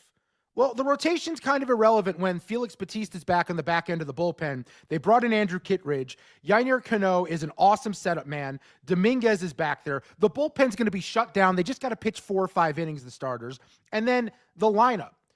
The projections I'm seeing for the Baltimore Orioles all act like young players just stay the same their entire careers. These kids are getting used to the majors. The game is slowing down for them. They're seeing pitchers more and more over and over, which is advantage hitter over time. I just think you see guys like Jackson Holliday and Colton Cowser and all these young guys in this lineup, they're going to improve over time. So I am all about the Baltimore Orioles. I'm going to bet them 17-1 to win the World Series. I also think they're going to win this division. They are by far my favorite team to bet on in the AL East. What's the division price on the Orioles? So the Baltimore Orioles, I can't read my handwriting here. It is plus 270. Plus 270 to win the division. So they've got it. So they are the shortest? Or no, the Yankees will be short. Yankees are the shortest. But Baltimore should be. If betting a team, you definitely not bet the Yankees at this point. The juju is horrible. No, in fact, there is a bet to place on the Yankees, and it's to miss the playoffs. The core 4 bets. Let's get to the core 4. Let's go. So the first core 4 bet is the Yankees to miss the playoffs at 2-1. So bet 100, win 200 back. If Aaron Judge gets injured, I don't know how that lineup survives. Everything is built around Judge. He doesn't have Soto anymore. They don't have Cole to be the stopper. 2-1, Yankees miss the playoffs. The next I didn't realize he was 33. I didn't realize he was 33. I mean, he got a late start. Got a late start. Yeah, he got a late start. You're right. The next bet is a positive for the Yankees. I would bet Cody Bellinger 25-plus home runs at plus 130. You're feeling saucy. You go 30-plus home runs at plus 340. And if you think the short porch in right field could work wonders for Cody Bellinger's career, 100-1 to be the home run leader. Tell me if he doesn't take a Curtis Granderson approach and just pull everything, Cody Bellinger can't hit 50 home runs in Yankee Stadium. Granderson got to the Yankees and thought he was Barry Bonds. I mean, he was uppercut. He thought he was Mike Tyson with those uppercuts. Seriously. Big swings. Big swings. The Grandy Man can. The Grandy Man can. Speaking of big swings, I'm taking one in AL Rookie of the Year. There's like no one that really jumps out to me in the Rookie of the Year market that I think is worth the play. We're going to look at the Orioles, Kobe Mayo. So his number is 13-1 for American League Rookie of the Year. Why? He needs a spot to open up. He's blocked. There's too many young guys for the Orioles, but he did play 17 games in the majors last year. In AAA, he hit 293. He had a 964 OPS. He's a bat that has 25 home run power right now if he gets called up. He had 25 in the minors last year with 73 ribbies. And I think he's a little bit different than a lot of other young guys. He'll be able to get acclimated quicker. One, because he's completely ready and there's just not a spot for him. But two, he's going to get called up to a team filled with guys that he came up in the minors with. They will help him during his transition. So if someone gets hurt early in the year, especially in the infield, Mayo will get the call, and I think he'll hit the ground running. 13-1 for Rookie of the Year. And then my final play, it's the Baltimore Orioles to win the East. When I wrote it down, it was 285. It's now 275. Young players get better over time. We have to factor in that the game's going to slow down for them. The elite bullpen kind of mitigates some of the issues in the rotation. They have a really good analytics department. Hyde is a good manager. I just think they have more help on the way. It's not just Mayo. It's the catcher Basayo, who hit like a 500-foot bomb in spring training the other day. And I also think it's a team that's going to be in the market to trade for key arms during the season. The Baltimore Orioles are winning this division. VSiN.com/picks. You can find all of the big guys' picks over there. As far as baseball and every other sport, it's up at the top of the leaderboard per usual for the birthday boy. And remember, all those picks are free right now. Everybody's plays are free. You can sign up for free. VSiN.com/champweek. Completely free through Selection Sunday. It's a tremendous deal they're running right now. All right, good job. How did Jackson Holliday end up doing last year? Not very good. No, he did not hit well, but I don't know if you've seen the pictures. He's kind of got that revenge body thing going that we're talking about with Luka. All the pictures are Jackson Holliday looks absolutely jacked. So the expectation is maybe a little bit more power from him. Well, you just turned 40. He does not look 40. He looks 7. Yeah, I was going to say 7.5, actually. So we're on the same page there. He looks like he's playing in the Little League World Series. I thought during the middle of the year he started to pop a little bit, and then maybe. No, I just don't remember it going well. Remember, they struggled down the stretch. Things didn't go well for them. They benefited from a hot start a year ago. I'm trying to see what he finished at statistically, Jackson Holiday, but it wasn't. 189, 5 homers, 4 stolen bases. Mendoza. It's not what you like to see from the number 1 overall pick. Hey, let's be honest. If we're drafting friends, Mike Somich is the number 1 overall pick, and he joins us next. It's VSiN Live, Mad Dog Sports Radio. For the ladies.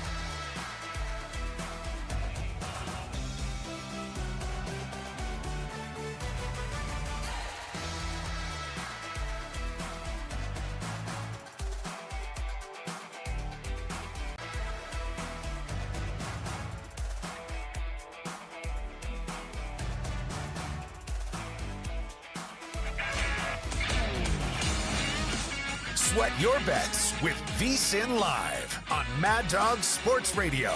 Here's Patrick Meagher and Dustin Swedelson. It's VSiN Live, Mad Dog Sports Radio, as we welcome you back. Hour 3, and it's a special day. It is March 11, 2025. You know what that means? Dustin Swedelson is 40. He's a man. The big guy's turned 40. You can check us out on YouTube with live stream. Stop by, comment, say happy birthday to the big guy, at Dustin Swedelson on Twitter as well. To join us for the special occasion, part of the family, friendship, Mike Somich, professional bettor, VSiN betting analyst and host, Ready, Set, Bet weekends, 1 to 4 p.m. Eastern time. You can find Mike on Twitter at SamoBomb18. As we say hi to Mike, a special message for Dustin Swedelson to start? I do. I have a special birthday present for Dustin Swedelson here. So you can pick one future, NFL, MLB, or college basketball, and I will put $50 on it for you. Actually, I will put $40 on it for you, but it has to be 40-1. So a special $40 future at a 40-1 price on your 40th birthday here. This That is a fun game. Tremendous job. That's a tremendous job.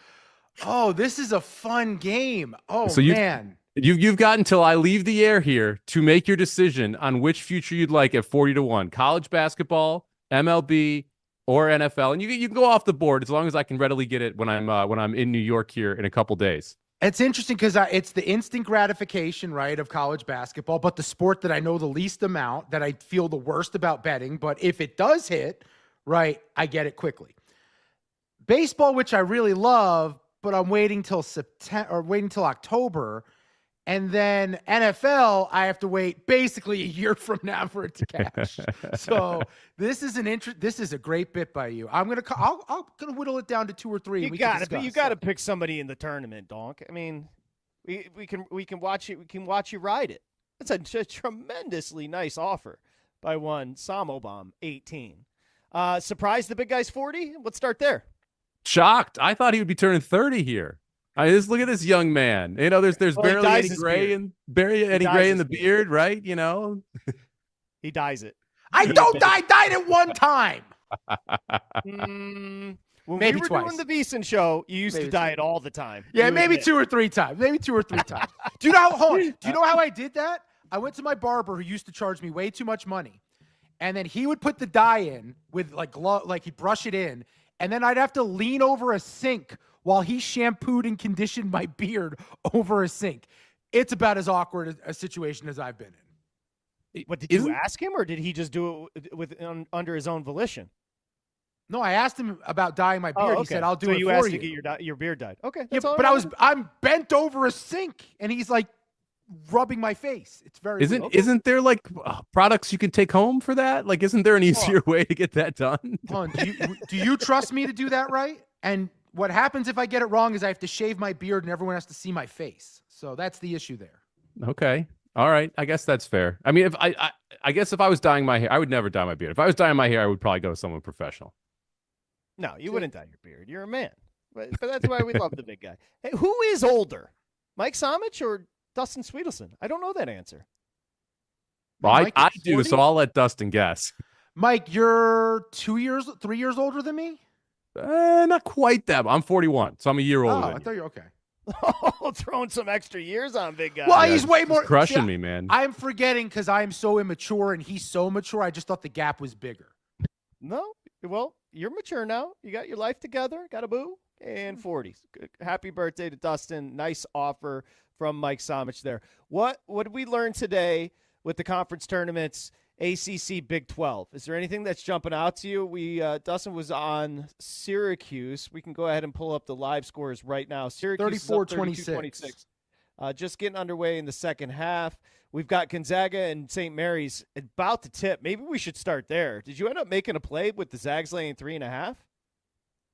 I did not. No, I actually was looking at St. Mary's plus the points if I wanted to get in on this one. I ended up not betting it, but I would be a St. Mary's better here in this case. I trust St. Mary's so much more in these type of scenarios. I know Gonzaga had done very well in the conference tournaments in the past, but St. Mary's to me is the better team this year. I would rather take the points here than lay it, even though it is going to essentially be or feel like a home crowd advantage there for Gonzaga. Yeah, that's where we were at too. We want to back St. Mary's, taking the points. They've won 3 in a row against Gonzaga.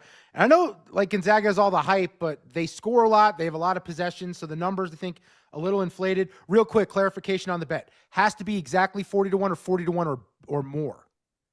It has to have a 4 to start because the whole shtick was $40 on a 40-1, right? You know, so if it's like 42, whatever, then yeah, we'll work with that. But I don't want you coming in with like 160-1 or anything like that. That's a little asinine. Yeah, this to me, it's just a better St. Mary's team, and I would also argue, and I don't think it's as big of a factor this year, but Gonzaga in these tournament games is a public team. If people are logging on right now and they don't know anything about these two schools, they're going to lay it with Gonzaga. They're not going to take it with St. Mary's. I think they're just a more public school here as well, specifically in these tournament spots. Yeah, that's a great point. It's always going to be a public team with how well they've done in the tournament under few. But St. Mary's is a better team this year, so I was a little surprised when I saw the 3.5. Let's do this. We went through it a little bit earlier. I'm going to play a little round robin with you, conference tournament style, and we're going to start with the Big 12. Odds-on favorite, Houston's minus $1.05. Texas Tech plus 425, Iowa State 6-1, Arizona 8.5-1, BYU 11-1. Does a team stand out at a price in the Big 12? I mean, if I would probably be Texas Tech if I wanted to not take Houston. It feels like Houston's the best team in that conference, and they've really been dominant. They're 19-1 in conference. So you got to find a situation where, okay, who do I think can win? And I think the list is pretty short. Like to me, it's Texas Tech. Maybe you make a case for BYU if you want to, but I would end up with the second pick there, or second choice there, Texas Tech, if I was going to take anybody. Yeah, I like teams that defend and play hard. I agree with you. Texas Tech's a fun team. Unfortunately, they are not 40-1 anywhere when I'm looking at these books. They're about 35-1, so they missed the cut of our rules. So I'm going to have to go in a different direction, Mike. What about the Big East? Could have bet that in 2020. There you go. Yeah, they're 35-1. Big East. Look, this is a name that I have a future ticket on the Final Four at 125-1 to make it. Xavier, I think, is live. They're a team where I think the path that they have through the Big East is a advantageous one for them through the tournament. And they're a team that has been hot coming down the stretch here. They've been very good over their last 10 games. They have the ability to score the basketball, but also play very good defense. If I want to take a flyer in the Big East, give me Xavier. You know, I'll say this about the Big East and St. John. They just don't have the scoring. But it does remind me, this St. John's team reminds me of the Mick Cronin team, maybe it was first or second year at UCLA, where, correct me if I'm wrong, Final Four, I believe so, because they beat Michigan State, but they couldn't shoot. They had Jaime Jaquez and a couple of, but, you know, it was more of a defensive team, a rebounding team, and that's St. John's. St. John's defends their ass off. So whether or not they're a 2-seed or a 3-seed, I don't know, but that is going to be a public side because of, Mike, they're going to be a public side because of Patino in the tournament. Oh, for sure. And there's a lot of people that are on the Johnnies, right? I have a 30-1 ticket. I think Dustin has a better number than I do to win the tournament. They're a team that they are going to show up every single round on the defensive side. The question is the three-point shooting, the free throws. Is that going to come back and bite them at some point? Is this defense going to be able to carry them through the tournament? When they shoot the ball well, I think they're the best team in the country.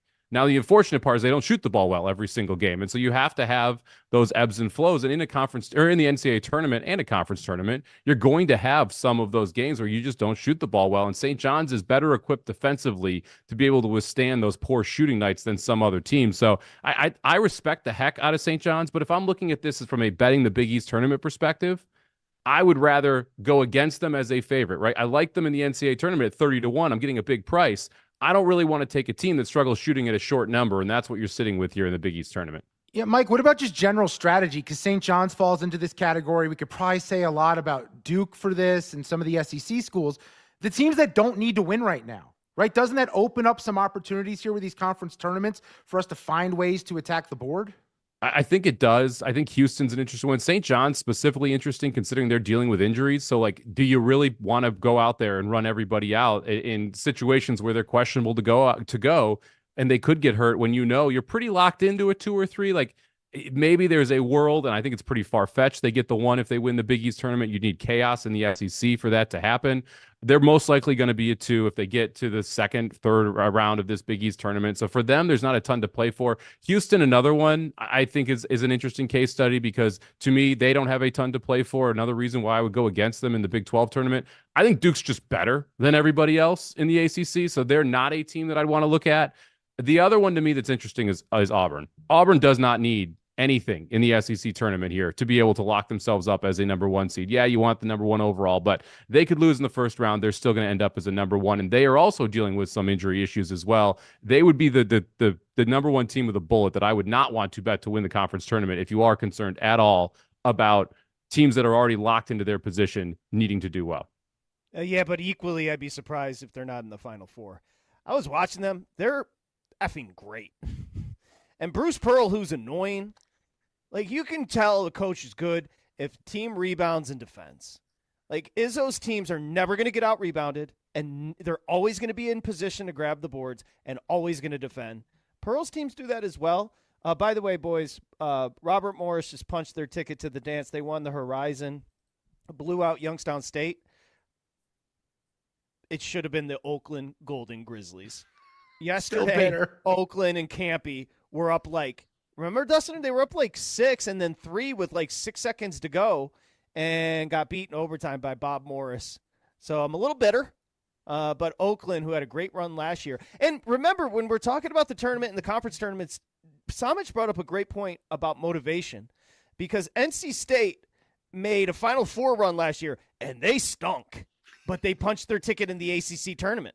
Well, you also mentioned UCLA, too. UCLA kind of stunk the year that they did it. So all you need is to go in a heater at the right time, right, Mike? Well, just look at the playing games and the results we've had from teams from playing games being able to win multiple games every single year that this has been in effect. We've had runs from those teams that have to play those first two games, right? That are end up an 11 seed, and all of a sudden we see them in the Sweet 16, Elite 8, Final Four. They're able to just get on a heater, like you said, Dustin, and have so much confidence knowing that they can win in that one and done situation, and then being able to parlay that into bigger upsets as we go.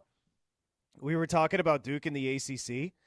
Duke is minus 320, and they avoid Louisville and Clemson. Those are the only three teams in the tournament in the ACC, because the ACC is awful. But they avoid both Louisville and Clemson on the other side until the championship game. And, Mike, in conference this year, Duke is beating teams by 23.2 points. It's a bloodbath. Yeah, the price isn't terrible, right? Like I've said that, if you have the money, taking the Dodgers minus 400 to win the division, not a really terrible investment. You're going to make 20% over a 6-month period. Kind of feels like a similar situation for Duke here, where if you want to lay the 320, it's getting a little juicy there. But at the same time, how do they lose before the finals, right? You are going to be in that last game. And they're probably going to be what, a minus 280, minus 290 favorite in that game, somewhere in that range, depending on who they're playing. So I don't hate that number at all. Yeah, it's like outside of Clemson, who gives them even a game, and even then with Clemson, I'm looking now at Clemson. Oh, Duke lost at Clemson this year, so I guess that would be the team. Clemson's the only one. What do you think of Clemson? Because I feel like that's kind of the recipe we all usually go for. Brad Brownell, veteran team, shoots the three, defends well. Coach has been through it before. They made that awesome run a year ago. A bunch of those guys are back. What do you make of Clemson to maybe not just, I don't think they upset Duke, but make a run in the tournament? I think they are very draw specific for me. They need to get the right setup to be able to go through. Like, I don't love them if they have to play one of the bigger SEC teams in the second round. They need to kind of be able to go have a under the radar style draw where you're playing teams that don't shoot very well, where that means that if you're shooting well, you can be able to pop up and win that game. So they're a team, like, I don't think they would hate to play St. John's, because they can play that physical style against St. John's and be able to go after them. But if they have to play a run and gun SEC team, I think that is a terrible draw for Clemson. Mike Samich joining us on a special day, Dustin Swedelson's 40th birthday here, VSiN Live, Mad Dog Sports Radio. Big Ten. So I was joking, like Michigan State, they're plus 250. They're your favorites in the Big Ten. They're on a heater. They just blew out Michigan. And I was looking earlier, they just announced the all Big Ten first team today. They didn't have a player on the first team. And that's all you need to know about Izzo. 5 selections, 0 from Michigan State. I mean, it's a loaded conference. Maryland's good, Wisconsin's good, UCLA is good, Purdue's going to get in, Illinois is going to get in, Michigan's going to get in, Oregon's going to get in, Indiana very potentially could get in, Ohio State's on the bubble. Mike, anything Big Ten-wise? This is another one where if I'm going to take someone to win this conference, because like you said, this is a very deep conference, I'm looking for a price. I kind of like Wisconsin sitting there at plus 650. They're a team that has had ups and downs through the second half of the season, but they have the ability to fill it up on the offensive end and go on these runs, go on these spurts that can matter even more when you get into these single elimination tournament time games. Like, they lost to Michigan State 4 back. I think that was a 9-point loss somewhere in there. Don't love that, obviously, but at the same time, like, I don't want plus 250 with Michigan State, who's going to have to run a gauntlet to be able to get there. I want a price if I'm doing that. So Wisconsin plus 650 would be a sprinkle for me in the Big Ten. Yeah, that was the two teams that jumped out to me in the Big Ten were Wisconsin and UCLA for completely opposite reasons. Wisconsin's offense is awesome, and then UCLA plays great defense. So I caught a lot of Ready, Set, Bet over the weekend, 1 to 4 p.m. Eastern time on VSiN, you and Matt Brown. You were on when a lot of these smaller conferences were happening. Is there a team that you were monitoring this weekend that jumped out to you that you're saying, that's an interesting team once the bracket's set that I want to kind of identify? It's not a shocker, right? But Drake is the one that I want to keep an eye on, right? We saw them in Arch Madness. It's a team that can play very, very good defensive basketball, but they also shoot the three very well. It's an older team. You're not sitting there with a bunch of guys who are one and done. It's a team that's been around together for a minute. When I'm looking for some of these small schools, I want to be able to make runs. I want you to be able to D up. I want you to shoot the three, and I want consistency. Drake has all three of those things. I think they would have made the dance if they had lost to Bradley. So they're probably going to be sitting. I would hope they end up. I mean, like you'd almost rather an 11 line for Drake so that you avoid the 2 or the 1 there in the second round. But I think Drake has the ability to make a run as deep as the Elite Eight, possibly Final Four if they get the right bracket. I love that. I agree. That coach has won. Coach won titles in Division II. He brought a bunch of key players from that team over. And I think people thought they were going to take a huge step back this year with DeVries leaving and taking his son, their best player, with them.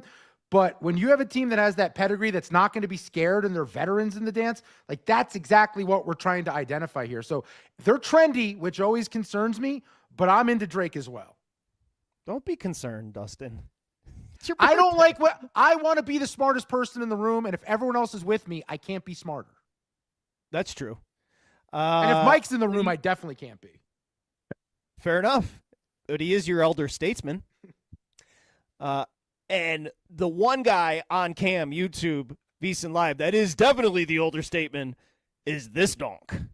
Let's go with Mike's play tonight, and that is you're on Idaho, Big Sky. I think Montana's laying 6 and a hook.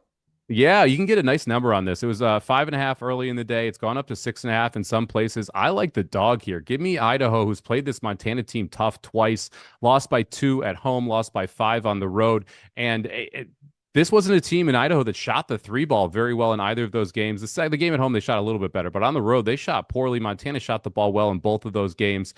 This is also played in Boise, Idaho, so you have that kind of secretive home court advantage here for an Idaho team that I think it comes out and at least keeps this one close, if not able to pull off the upset. So I'll take Idaho plus the 6.5 here. Vandals.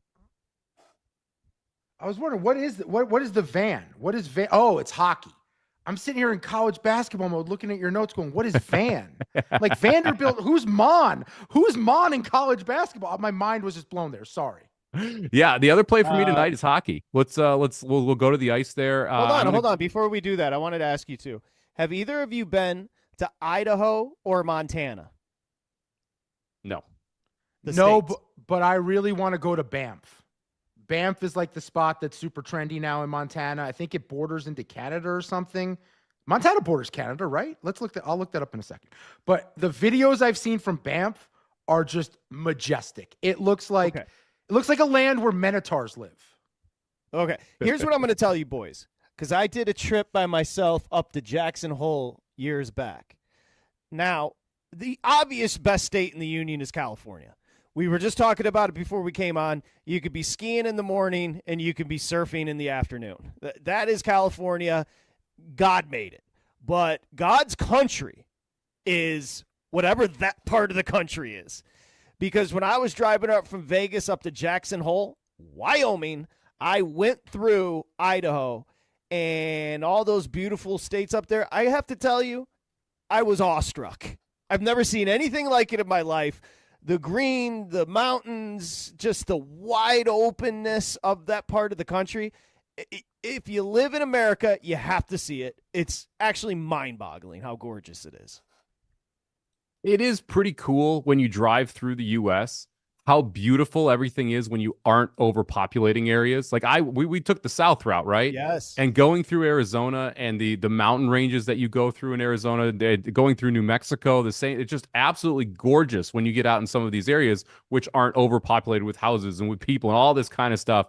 I would assume it's very similar up there, and that's one of those trips I'd like to take because I was miles, Samich, of just country. It's amazing. What's the comp in Europe? Because the U.S. is all together in one piece, but it really should be separated into a lot of different countries like Europe. Like we're just a mirror of those European countries. So my assumption is the area you're talking about with Montana and Idaho, that's basically what like Ireland is on the other side of the world. Similar vibe. Most likely. Yeah. Yeah. And the desert where I'm at is like Egypt. It's gorgeous. I cut you off, Samich. What were you going to say? I was just going to say, you should take the trip cross country. If anyone listening to this, just take 2 weeks and drive across the country. Pick any route you want, and you will be blown away by the things that you run into that you did not realize existed in this country. I'll tell you this. There are parts when you're driving through Utah, you think you're on the moon. You think the rocks and the colors, you literally think you're on another planet. Utah. It's actually kind of freaky. It's amazing. It's gorgeous. Anyway. Well, because they're not allowed Dustin. to get drunk, so it better look good. It looks amazing. Utah's a fun state, man. Another great place to go snowboarding. Utah, yeah, love Utah. I went to Salt Lake City once on a Sunday, tried to get some beer. It was just like, they were laughing at me. I was laughing at them. I was like, no, you live here. That's the worst. My wife and I went there for Valentine's Day. We went to Utah, and we were going up snowboarding in Park City, and we were there on a Friday, and the liquor store closes Sunday, right? So Saturday, we go back there, and we're each carrying 4 bottles of champagne. We got so many dirty looks from people just carrying 8 bottles of champagne up to the register on a Saturday. Like, we need to make sure we're good for tomorrow. Like, we're planning ahead here to make sure this all works out. Yeah, of course Mike goes to a place and knows like all the local laws and rules and plans for it. That's a very the double standard. The double standard. The people that were mean mugging you was like a guy with 7 wives. So it's like, okay, dude, I'm having some bubbly, and you're literally polyamorous. Get the hell out of here. He was probably just upset he needed 56 bottles for the 7 wives instead of just the 8. Exactly. Let's go with hockey with Mike Somich here, VSiN Live, Mad Dog Sports Radio. And again, VSiN, Bill AD's lost his mind. He runs VSiN, and I guess people are going crazy because they took down the paywall. You can go to vsin.com/champweek and get everything for free until Selection Sunday. So that means all these basketball games, the golf, the hockey, basketball, all the picks, all the splits, all the guides, absolutely free right now. It's actually insane. I've been here for like 7 years. They've never done it. vsin.com/champweek.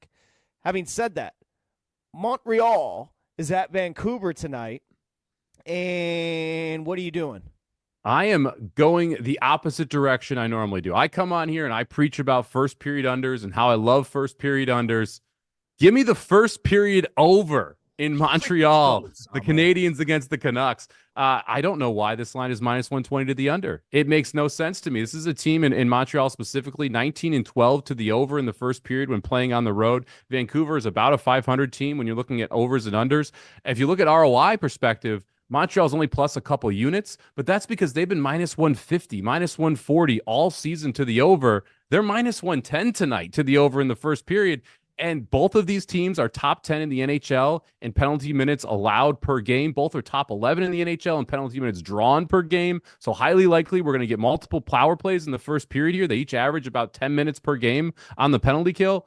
This is just the recipe for an over to me. Let's go Canadiens Canucks first period over 1.5 goals. Hey, we haven't talked since the trade deadline. I know Dallas made the big move for Rantanen. They're now the favorite in the West. Was there anyone that jumped out to you or a number that jumps out to you post-trade deadline in the NHL? I've been talking about the Avs for a while. I am all in on the Avs after what they did at the deadline. They did a great job going out and shoring up the middle of that lineup. One of the struggles they had last year is they traded for Middlestat from Buffalo to try and figure out that second line center. That did not work at all for them. Well, they said, cool, you're out of here. They got rid of him. They bring in Brock Nelson. They bring in Charlie Coyle, 2 veteran centers who both have playoff success, who are going to be very good down the middle for this Colorado team. One of the most important positions in NHL is that center's position and how deep you can go. Colorado can now go 3 deep. They've got a ton of talent around them. They addressed the goalie early. They were 14-1 before the deadline. I believe I saw 11-1, 10-1 last time that I looked. I think Colorado should be right up there with everybody else as the favorite to win the Cup. I'll bet Colorado, but I'm not going to like them. And it's not because of the crop of players right now. It goes back to Claude Lemieux and Joe Sakic and Peter Forsberg and those freaking Patrick Waugh, those losers that came to Joe Louis Arena and wanted to fight. And by the way, Patrick Waugh got his ass beat by Mike Vernon. Goalie fights, baby.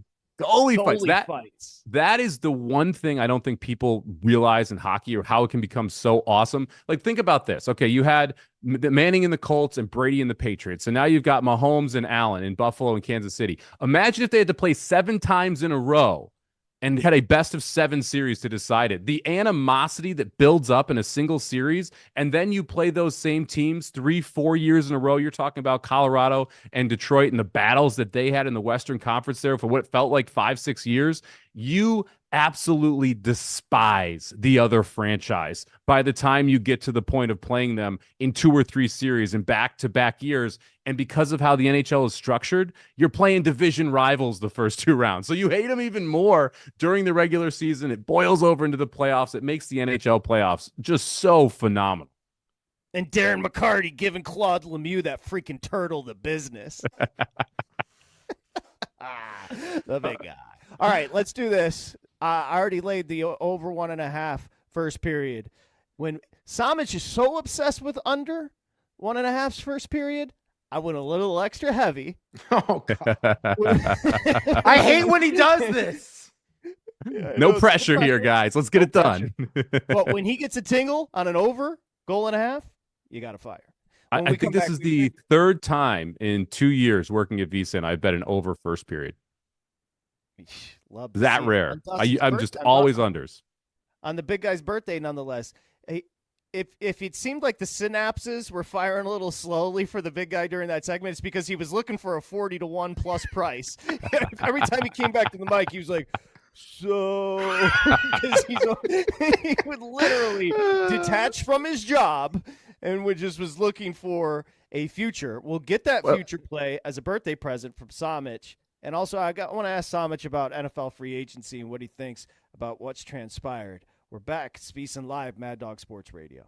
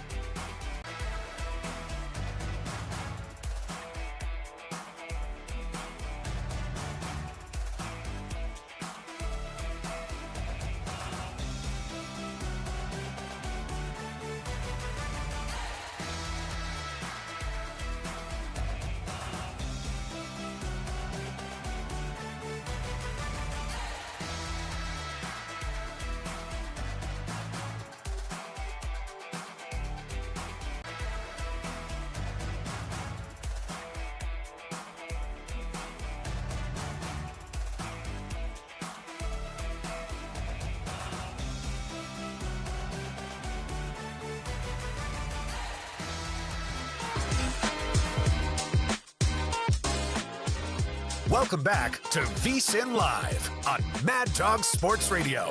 Here's Patrick Meagher and Dustin Swedelson. The big guy on his birthday, Dustin Swedelson. I'm Patrick Meagher. We've got Naya back in New York City. Ryan in Vegas running the YouTube stream at VSiN Live. Shout to Isaiah and the crew back in Vegas as well. You know what they are. They're standing in the desert. That means they're thirsty for Samich's hockey plays. People were popping up in the chat like, oh, what's Samich on?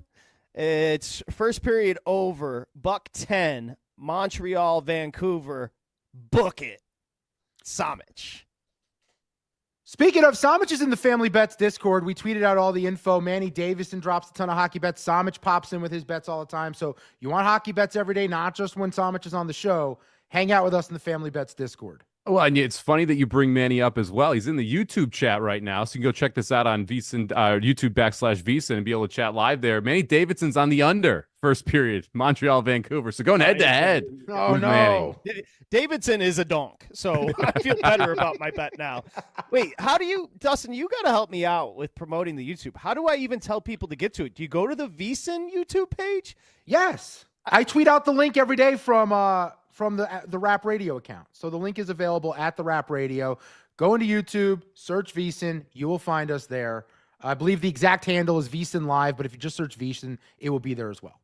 All right, we got to get here. We need to get wrapped up in an algorithm. That's the only way to get popping on the tube. You understand? Mike Samich is here. I mean, he's slipping. Here's the thing. It's like I let him slide, Samich, because he's in love, but he is just not the same anymore. He just doesn't care about the show anymore, and that's what love does to you. No. See, that's the difference. Is it's not that I don't care about the show; it's that I actually care about me for once. So I applaud it. But I agree.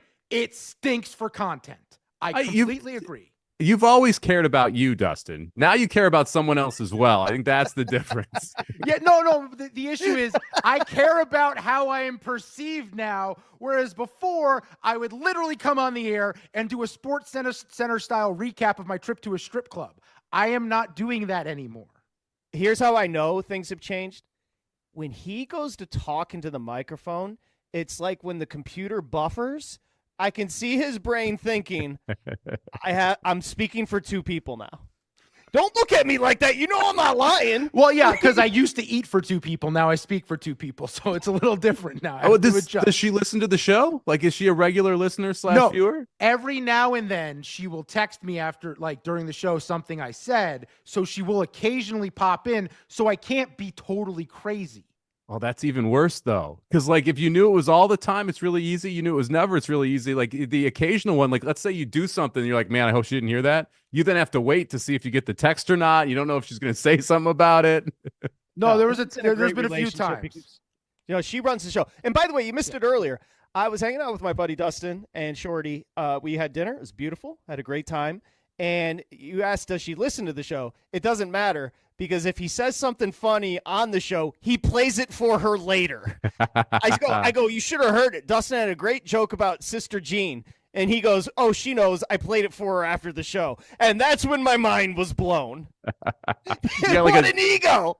You have a highlight reel that you cut every week, Dustin? Just look, like a little minute splice As we've learned in the last 37 minutes, I don't have many of them. So when they do pop up, I like to keep them for memory, okay? I don't know what's worse, though, Mike. Go ahead. Mike, what's worse, though? I continue to give Patrick ammo against me, and he keeps using it. Like, I have to stop admitting these things to him. That is the biggest problem here. But before you answer that, what's fascinating about the Sister Jean joke was Dustin's girlfriend's, like, sophisticated. His joke was, I said, does Sister Jean have sex? And he said, no, but if she did, it would be missionary, which is a pretty funny joke. It's not that funny. It's kind of stupid, but whatever. It's not bad.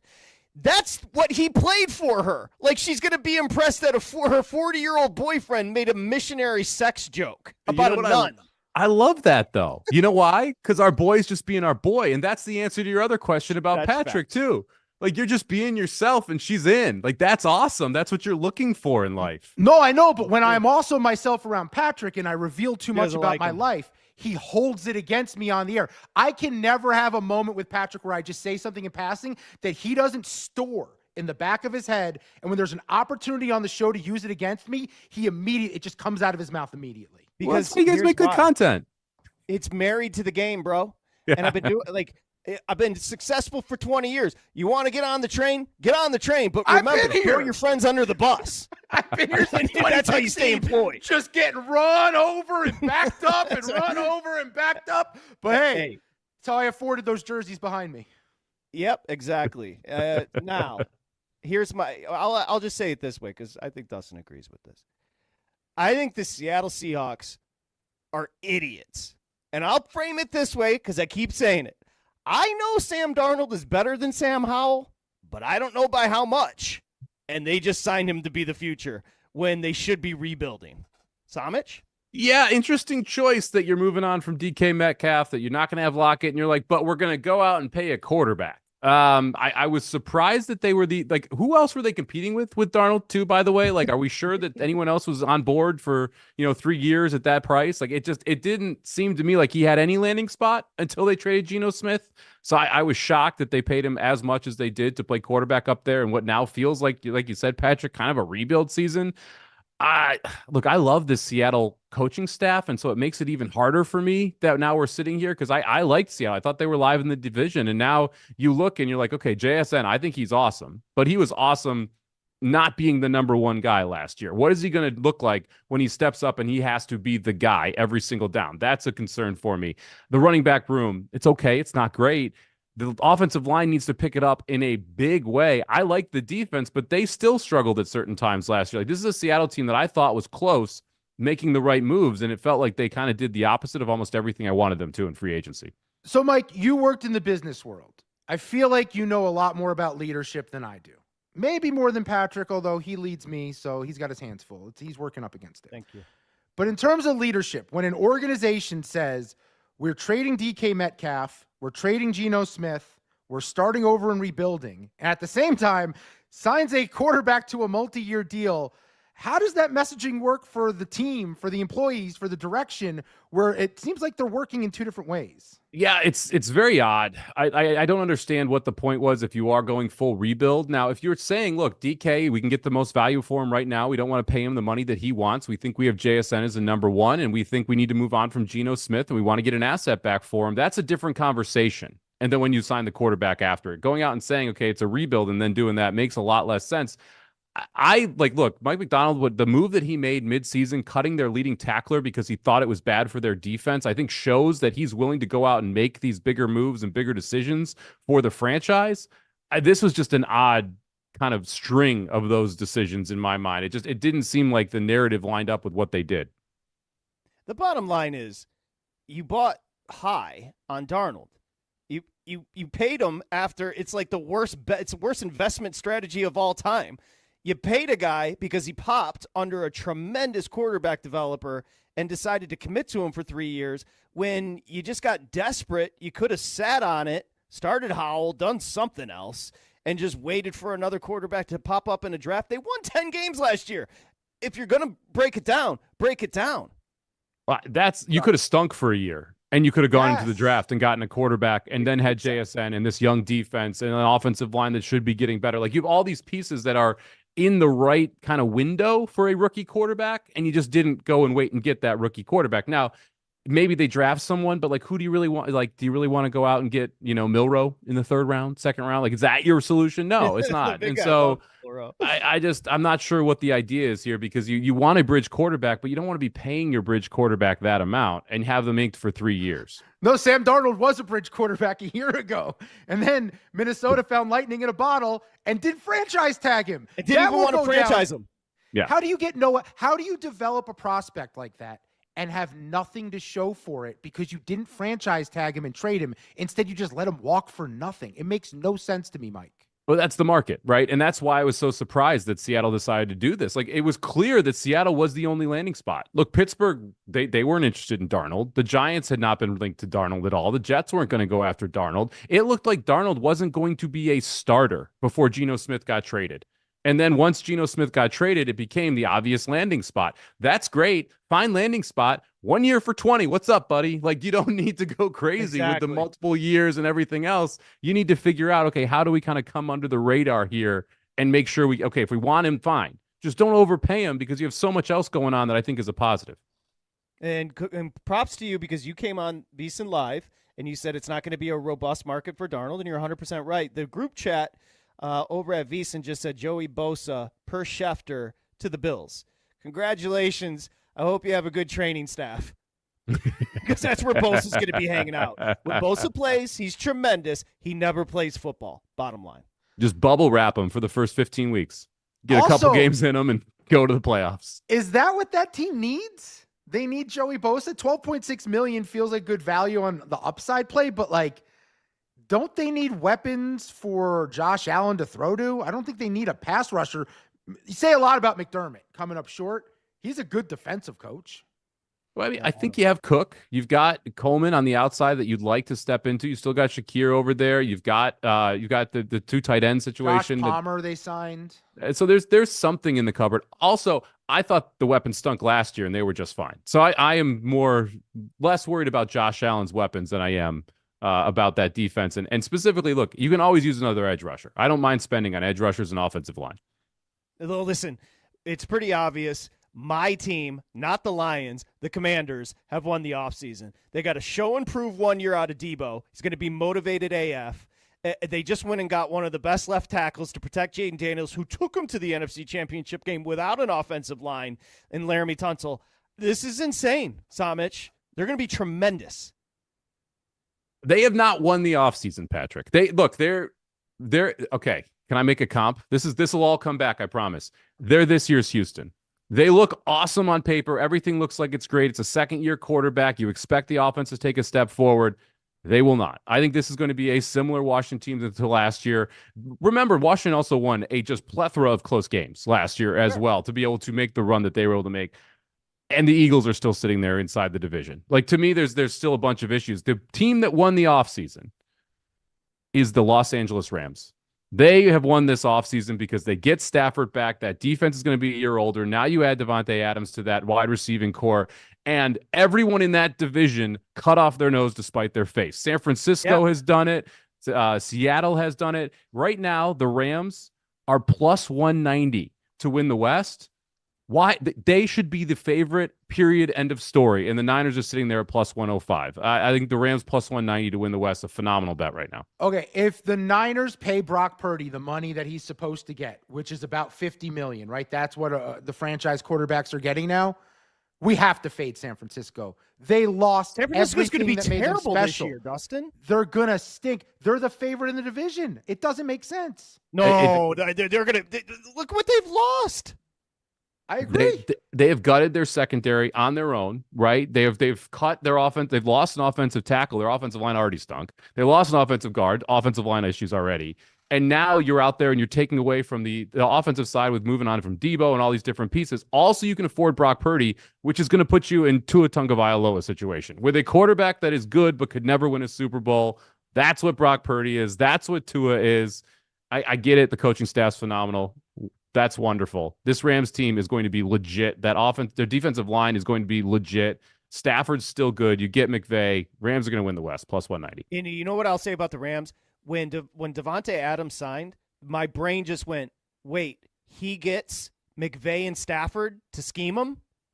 Adams is going to be amazing next year.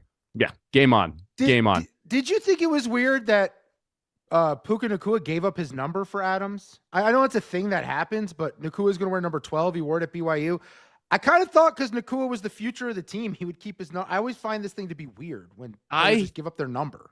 I think money talks, Dustin, and I have a feeling that there was some coin that exchanged hands, or possibly other deal parts of this that happened to be able to get the number 17 back.